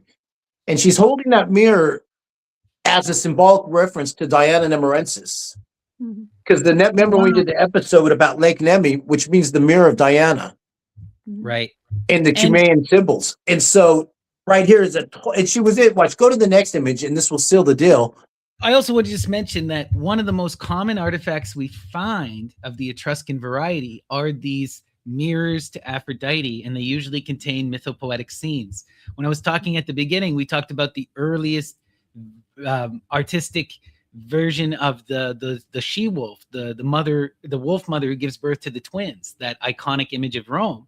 And the one we have is an Etruscan one from the 4th century that shows the myth of Tacita Egeria, not Romulus and Remus, So this is like, we're talking ancient stuff that at least goes back to like the 3rd or 2nd century BCE, And she's also wearing black and white in reference to Diana as the moon. The white is the moon, and the black is the night sky. And like I said, go to the next image, and you'll see her royal symbol at court, and it's the triple crescents. Oh, wow. That's some I've never seen Hecate that stuff before. right there. Beautiful research, fantastic. And I've so always admired the dynamic between Catherine and Diane, because history likes to paint them as rivals. Right. I like to see them as a wing of power that got the king between them, and they were undefeatable. Because Catherine was quite young when she came to court. And there's a lot of evidence to show that Diane actually protected her and stopped her being killed by her rivals. and that she did see her as an older sister figure, and that between them, because they're both very intelligent women, she made sure she was installed as the queen, and between them they actually ruled France amazingly well. But yeah, history wants to do this thing where they were just jealous women, Right. When Well, women you know, come together and part of work Diana's, well, it's amazing. Yeah. Part of Diana's routine for beauty was hunting. She liked to hunt like an Artemis Dianic figure, and she would drink gold. That's what probably killed her at a young age, because they exhumed her body years later and they found that she had high amounts of gold. She would drink it and it would be in her hair and sparkling and gold dust, and it got the best of her. Yeah. But she was into alchemy. Another one of the wild connections with her goes back to one of our favorite witches, Christine de Pizan. So Christine de Pizan, right? She's about 150 years before, in the 14th century, but she also comes from Venice. She also rules behind the scene with Queen Isabeau of France, who's another Italian queen. And these women are they're said to have created a secret society of women called the Society of the Rose, right? And they claimed to be ruling from behind the scenes. And they start that whole cult, or at least they start the beginnings of the French Revolution with Jeanne d'Arc by writing the poetry. There's all this wild magical connection that leads up to Catherine the Great. You know? Also look at the name of the painter I showed you, that her Catherine de Medici, sorry. No, the one painter I was talking about earlier, her nickname was Diana de Rosa. Right. Diana of the Roses. Right. It does make you think when you see that symbol, if there was a third woman that was there as well, Right. If they're working in threes, like we are today, is a sacred thing, Yeah. I would assume, is there another person we don't know about? I mean, Yeah. There probably or almost one that certainly history's is. played down. Yeah. Might be worth us having a little dig around there. Well, also you said the triple goddess, which is you said the Dianic ends up being a triple goddess in the end of the Hecate that you're talking about earlier. Well, like when we were talking about, we're talking about Hecate, Diana. So Diana Nemorensis, right? In one of her earliest, when you do the archaeology and we're looking in the roots, one of the names they have for her at Arisia, at her grove, is Trivia. In the Greek tradition, this is only ever associated with Hecate, and then she has all these chthonic undertones. So there's this wildness that's going on between these figures in Diana Nemorensis, there's always this thing with the virgin midwife energy. Diana and Hecate and Eleutheria are so wildly interconnected. I've talked about this before, but like one of the crazier things is when you look at Delos and the establishment of if you look at the myths of the birth of Artemis and Apollo, in the earliest versions of the story, Artemis and Apollo aren't there. It's actually twin Hyperborean women, Opus and Arge, and they come from Hyperborea, the far north, taking the Danube River into Greece, and they come to the sacred island that floats around in order to worship the midwife, Eleutheria.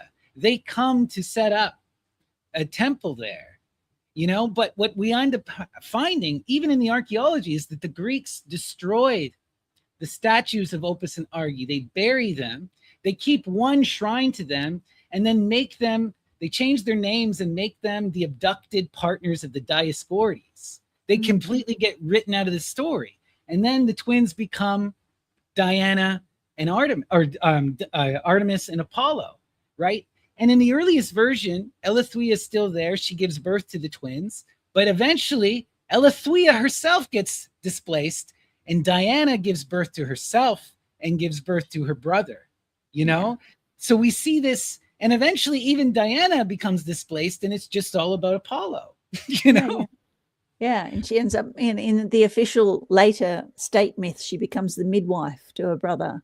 Yeah. Right, exactly. And that the goddess Eleutheria, who was this in the earliest version, where these twins are traveling to go meet her, all of that disappears. And Eleutheria, like Ammon told me he believes that this is deeply connected to Hecate, that midwifery. You know, Hecate seems to be this. This is explicit in the mystery rites around the Kori, because what is the role of Hecate? She's the torchbearer, and she helps her transition. She helps her go to the underworld and raises her back from the dead. What does a midwife do? She births us, you know. So you're seeing that duality of the image. Hecate is the one who takes you to the underworld. Elithwea is the one who brings you into life. Yeah. And we're going back to Turkey there, where we have the vulture goddess, who was the midwife, and also the person who, she brought you into the world and she took you out, you know. Yeah. So she did the funeral rites as well as the birthing rites. So, and we know that the vulture is so sacred in the Greek, right? Plutarch, I believe it's Plutarch, can't remember now, but one of these guys tells us that the Greeks saw the vulture as the cleanest of all animals, because they didn't kill their own, they didn't eat birds, and they only ate carrion. You know, and Medea is connected to the vulture, and the vulture comes to eat Prometheus's liver. But that gets all weird, because both the vulture and the liver are plants when you go into the deep entomology. So I have no idea what's going on there fully. It's clearly some kind of magic rite, but well, this the sky burial. I mean, even today, sky burials around the world, the vulture or the carrion bird takes the body up into the heaven the quickest. So it's the quickest way of, you know, going up to your next level. Because you don't pollute the elements, right? This is that idea, you know. But, you know, like I remember when I was doing my master's in India, we went to a Tower of Silence in Mumbai, but now they cremate the dead because there are no vultures around to come eat the carrion. Yeah, they're trying to bring the vultures back to a couple of those Towers of Silence, but yeah, I'm sure I think there's some that function properly in Iran, but most of them in India don't anymore, you know, which is sad. They've taken away their habitat, so right. And even in Tibet, they've stopped doing the sky burial. They used to do those burials where they would just let the bodies just decay on the side of the mountain, and they don't even do that anymore. Well, the chod grounds, but the vultures were very important to the chod grounds as well. Yeah, absolutely. But that's your presentation, Deon. Anything else you want to end us with? Oh, no, that's it right there. That's amazing. And get ready for the next one, where we'll get into more beheadings and more Gothic characters. I'm going to do research on that symbol. I've just taken a screenshot of it. And I'm going to I think I found it. I think it's their cousin, Maria Savati. Is that third triple goddess that's part of their family that was a powerful person in the clique. Clever man. That's always you got me thinking. I'm like, well, who's that? Because that's what that would mean. That's three powerful women, or three aspects of a goddess. So Maria Savati, did you say? Yeah, I was thinking that. Yeah, that's her cousin. That's one of their cousins. How do you spell Savati? Salavati.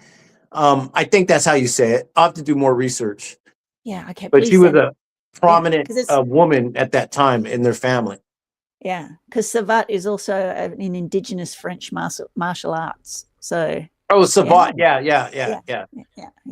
And this is like salve, like a savior or a healing, like Salvati, I think.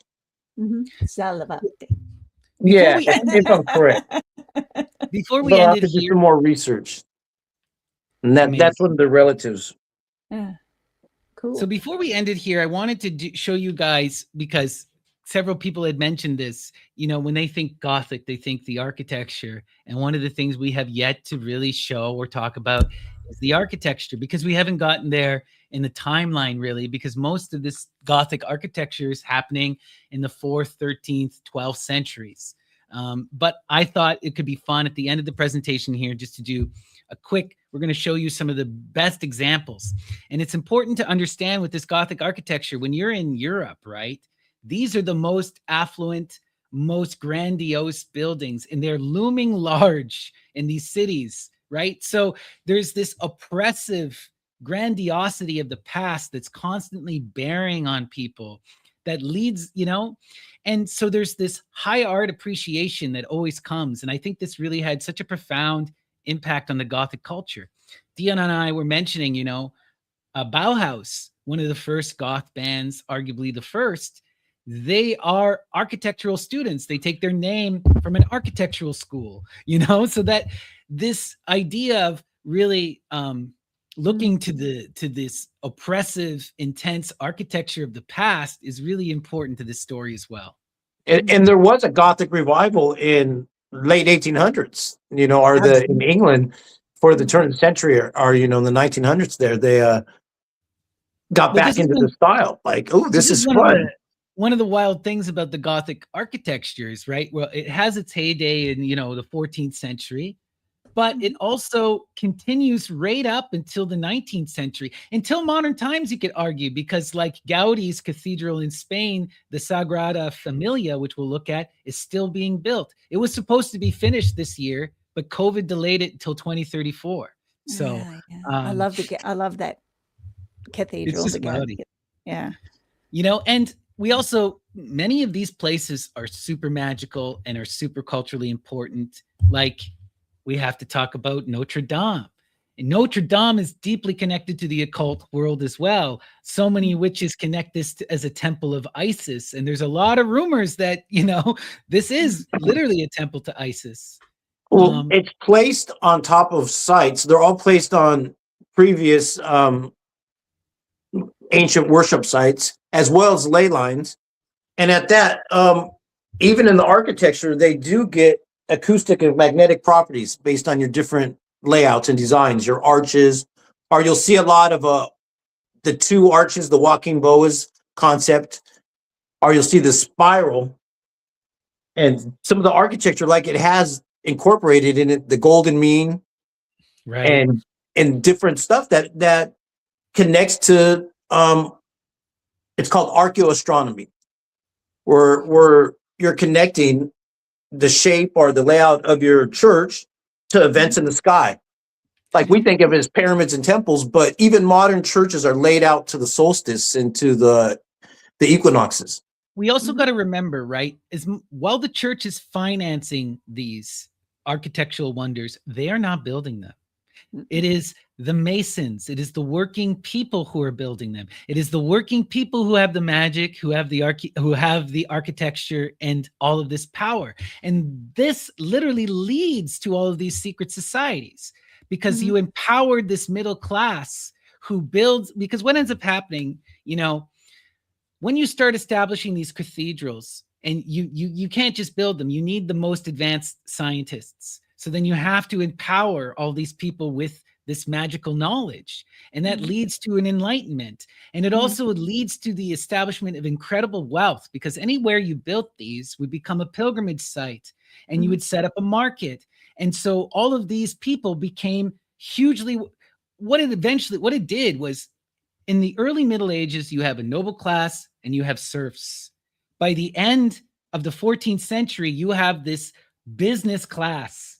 The middle class emerges that eventually overthrows the nobility. And it's through this kind of establishment of these secret societies, the Masons and Martinists and similar, but the empowerment that was created through these building projects, the church spending these vast amounts of money and bringing people together and creating a middle class, totally revolutionized.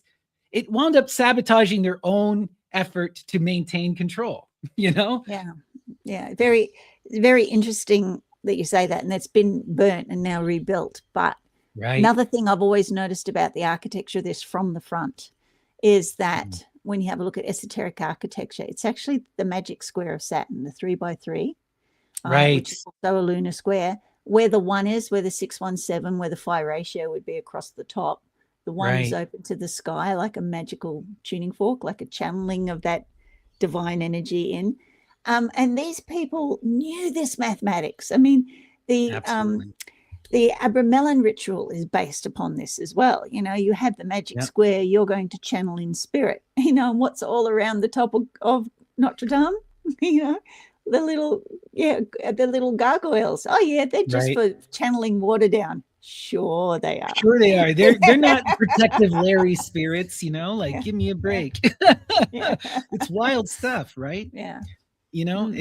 Just so incredible. So that, of course, one of the most famous examples We now have the cathedral at Cologne, another deeply magical place. Goethe is associated with this place, and we know Goethe is one of the great revivalists of that classical tradition, one of the most magical people of his time, and we see this, anyone who's going to, the other thing with these things is when you would go in, you'd have the organ, and the organ at the time was the most advanced piece of machinery the world had ever seen.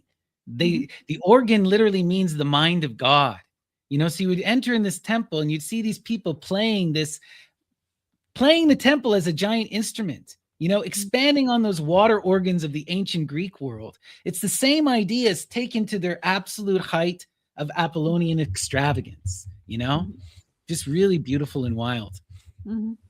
Right. And so that's Cologne. Sorry.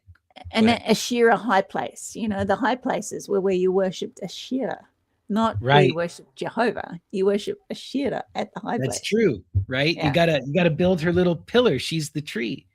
Yeah, that's wild. So Notre Dame was in the 12th century. This is the 13th century. The next one I want to show you, of course, is another really important one, Westminster Abbey, right? Which is deeply, deeply occulted. And we have all of these rituals where all of these marriages and crownings happen here, right? This is the heart of British Empire. This is where all of the magical rites take place, And again, we're seeing, like you pointed out, we have a Saturn square with the open spot where the one would be. Now that you said that, I can't not see it, Yeah. But again, it was built around the tomb of Edward the Confessor. Right. And he is considered to be the founding king of England, even though in 1066, when he was buried there, was when the Normans came to England. But all of the planning of burials of the kings afterwards all took place because it was considered to be the place, if you were a true king of England, you would be connected again with the earth. So it's got this sort of like where the other ones are pointing upwards, this one's bringing the energy down. This is the tombs. This is where they're buried. This is where we're anchoring the royalty into the ground of England and the royal marriage with the land and all that one. So we've got ones that go up and ones that go down. This one's coming down. Yeah. Super interesting. Yeah. Definitely see that. This is another really famous St. Vitus's Cathedral in Prague. I just loved the architecture on this one. It just blew my mind when I saw it. I wasn't aware of any massive occult history with it. This is a really interesting one. This is the Seville Cathedral. It was originally a mosque that then was converted into a cathedral. But unlike a lot of, most of the time when they converted mosques, they would destroy them, but they kept the mosque architecture and incorporated it into the cathedral. So you get this really kind of wild amalgamation of ideas. And what's so incredible about this is that the Islamic world, because it's non-icon, their high idea of art was always in the architecture, and they really push this style. And there is this clear, there's this clear magical process that happens where we get this revitalization of the ancient world through the Islamic world. The Islamic world was translating the Greek texts when the Christians were burning them all. And so, like, for example, the Picatrix brings back a lot of Western magic to the Western world, but that's an Arabic document. We had lost a lot of that astrological magic, and then it gets retranslated and reincorporated, So there's also this magical conversation happening in the cathedrals that I want to point out between the Muslims and the Christians. They're becoming united. Science and math are winning in this moment, Yeah. Sorry, I did architecture before I swapped to psychology, and esoteric architecture. My teachers used to get so fed up with me being esoteric about my architecture. All right, but Islamic architecture focuses on the moon. There's usually an opening to the moon, and the moon is very sacred in Islam. That's a portal to the sun. I've not looked at this closely before, but that's definitely a portal to the sun on the ceiling there, on the rooftop. Wow. Not a portal to the moon. You can see the sun symbolism around that. Right. So they're converting the energy of the moon to the energy of the sun by doing this. Yeah. That's so interesting. No, that's such a good point, right? Because the Islamic, the Muslims, they keep that horn goddess symbol and they turn it into their symbol, and they have they utilize that lunar calendar in such wild way. Yeah, that's interesting. Yeah, no, That's the symbol that Diana has, the little the horns on the head. Well, yeah, go ahead. In Islamic culture, the feminine is sacred. There is some, it's a bastardization of the extremists to say that, they hate women. They don't. But this is definitely turning the feminine into the masculine here. So that's what we've got. Right. Yeah. Unlike in the Christian tradition, you have in the earliest iterations of the Quran an explicit androgyny to that divine being. It's always beyond gender. Whereas in the Christian tradition, it's always gendered because God incarnates as a man.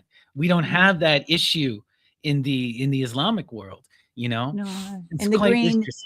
Yeah, the women were to be respected. It was the basis of Islam being created in the 600 was to protect women. They were divine. The green color being sacred is for the feminine. If you've ever seen what's inside the Kaaba, the Kaaba inside. Yeah, they just it's just an empty room, and they got like a couple. Yeah. Oh no, there's black rock. It's like a. Well, no, they got a black rock is on the outside. In the inside, they got a table where they used to put all of the shrines, all of the icons, the idols. Yeah. But on the outside, they got that black meteorite, similar to what you see in Rome. But it's a vagina. You look at it, it's a vagina. Oh, it's and a all vagina. these guys and you go and you kiss it, and they rub it.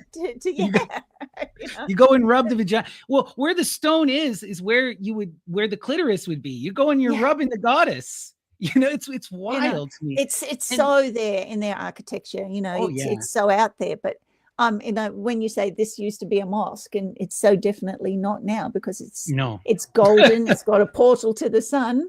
Yeah, right. And it's spiky. That's very Gothic, the spiky stuff, right? Yeah.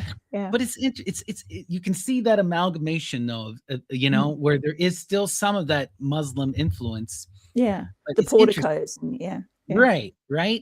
And I just wanted to show this kind of cross-cultural thing that happens in the cathedral building because they're all about the math, and this is where these two and the magic. This is where Islam and Christianity fall apart and the magicians meet is in that exploration of the mystical and the science, right?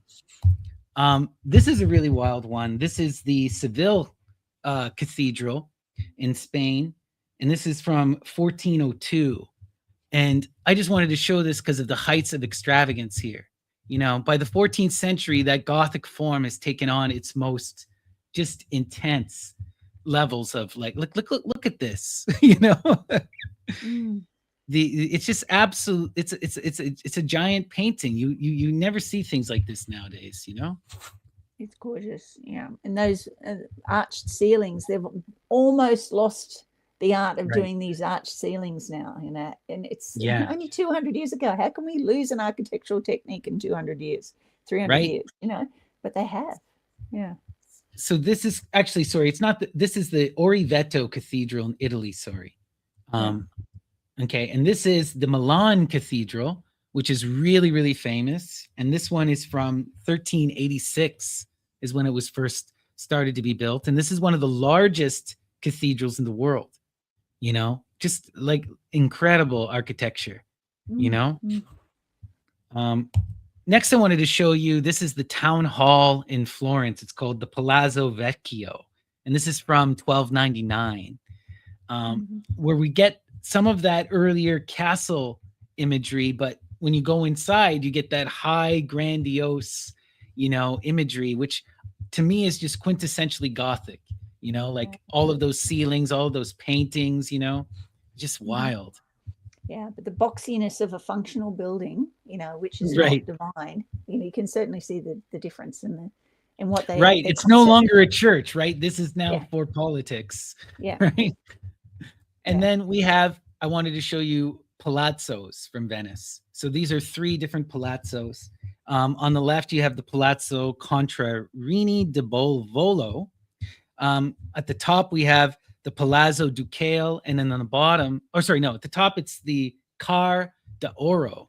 This is the most famous of all the palazzos and the best one that's kept. And then on the bottom, it's the Palazzo Ducale. But these were palaces that were built in the 14th century by the doges.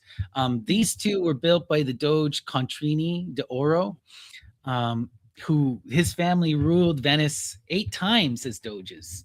And they were one of the 12 founding families. But in Venice, as we saw, they had their ties into France. They had their ties into England. They were traveling the whole world. They're right at the cusp of bringing in this middle class because they are the merchants. They are the establishment of that merchant class. They are the ones who are funding the building of all of this art. And they're the ones who wind up displacing the previous nobility and lead to the next revolutions. It's kind of wild stuff. Beautiful. So that's what I wanted to show you. Oh, we got one more here. This is a castle in Italy called De Firenze, and this is more of a classical style. This is one of the oldest Gothic ones I wanted to show. This is from 1096. So this is going as back as far as, this is where Gothic architecture sort of begins, the beginning of this. And then last I wanted to show where it's going. So this is the Sagrada Familia. Yeah. It started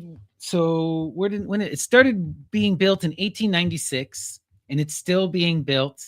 When I went on the website, it's supposed to be finished by 2036. So wild stuff, right? Gaudi in Spain. So we're still building these architectural wonders in the Gothic style to this day. The idea but it's so organic, this one. It almost looks organic. So. Yeah. Well, you're starting to bring in, as much as it's still incorporating what we consider Gothic with all these spires, all the spikes, all of the stonework, it's taking on this very natural element. Like one of the things that you'll see, you're into architecture. The golden ratio is everywhere in this building, and it's purposely done so.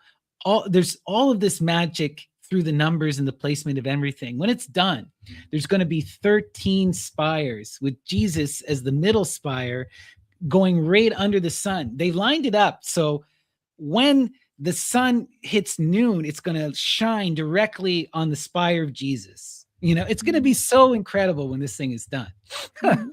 Yeah. And somehow it still looks like an anthill. Right. It does kind of have that oh wow, right? Yeah. Like it's just been built out of the mud. Yeah. Well, really, that's what it has. Anthill, is it? Yeah. Yeah. So Deon unfortunately had dropped off on us. He lost his internet, but I just wanted to give you guys a quick overview of some of the architecture so you could see that impressive imagery and that beauty and power of the past. Remember, when we're talking about the Goth subculture, it's coming out of the 70s and 80s England when they're in this incredible decline. Empire is over. Yeah. The British don't know what to do. They're in the greatest unemployment spur they had seen in 100 years. You have this massive boom of youth, right? Children, young people who are running around with no opportunities. And what are they under? They're under the wealth of the past. They see the decaying empire and they want to engage that imagery and bring it into the now, right? Yeah. And it's certainly the psychology of the architecture. When you're in the pulpit, right, and you look down at the congregation, it makes you feel big and in control. Right. But if you're in the congregation looking up at the pulpit, it makes you feel small. Right. So like this, walking into any of these cathedrals, all of a sudden you're overwhelmed with this amazing achievement of humanity that looks to be divine, right? And it's also, it's like, it's so different, like I grew up Catholic and I remember the first time I went to a cathedral, I didn't understand. It blew my, because I was used to going to a more modern, Vatican II mass where everything is in English. The priest faces you. Then I went to this cathedral in Montreal. The priest's back is to me. Everyone is looking at the divine. Everything is in Latin.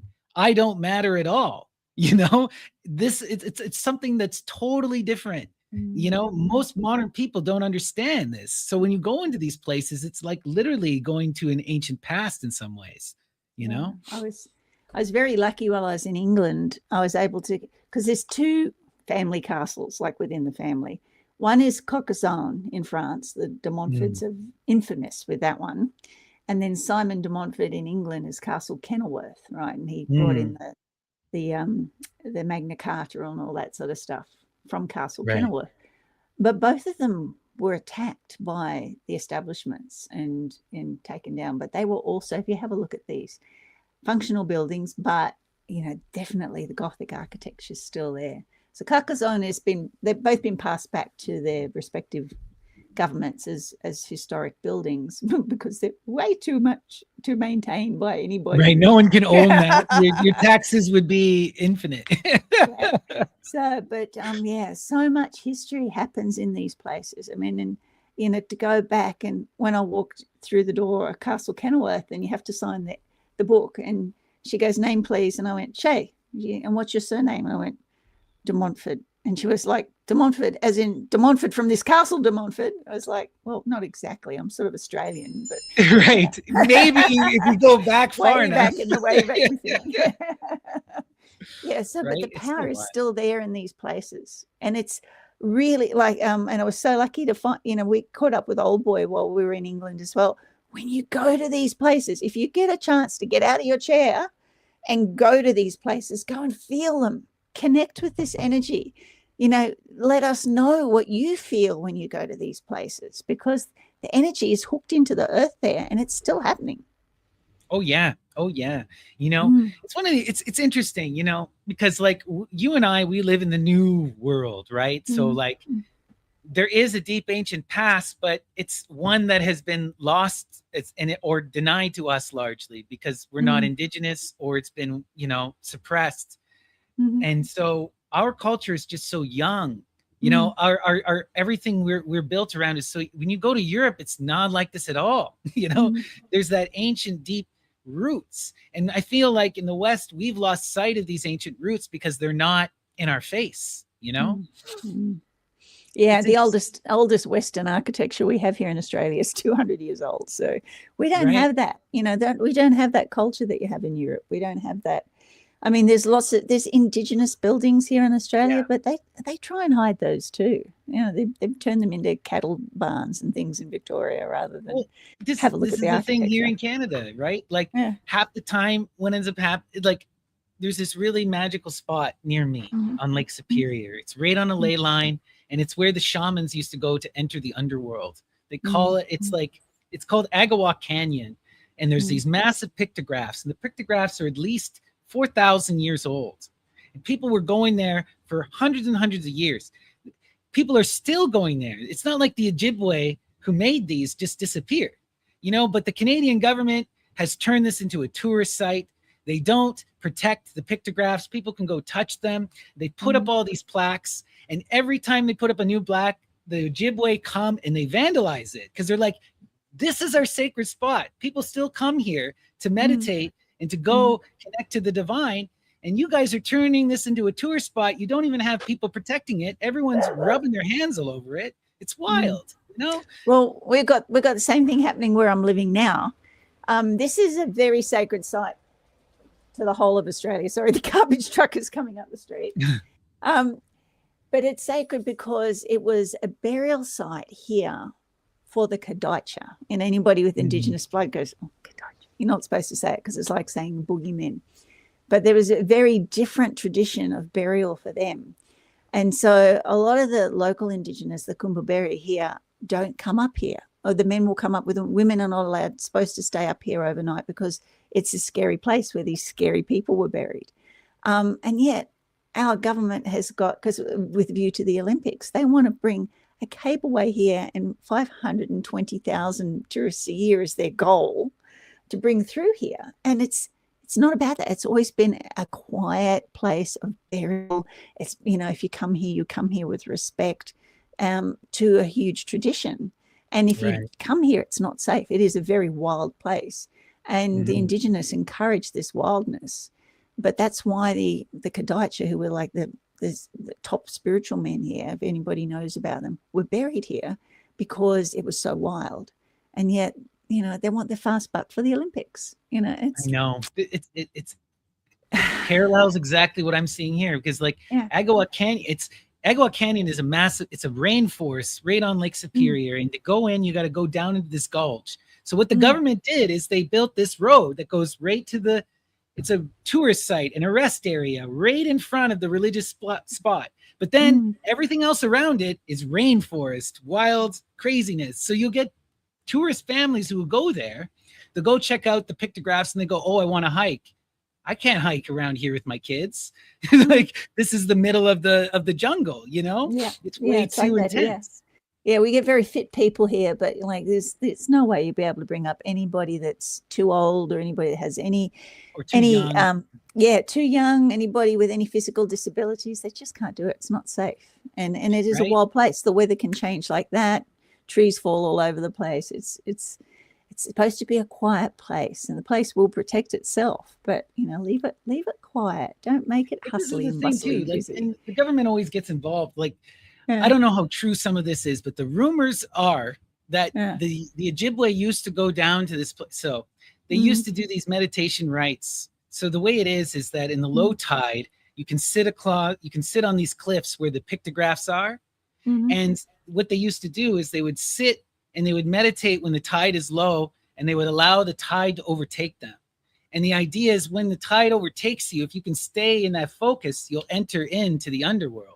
It's that portal. Very King Canute, right? Isn't it? Yeah. Right. And very, very, but people would die traditionally, you know, if you messed it up. And it's not often, but this is how the Ojibwe would talk about it. So the government doesn't allow them to do that anymore. Doesn't allow them to go and meditate on their sacred site because they think they're going to do something stupid. And it's just like, leave these people alone. Like, give me a break.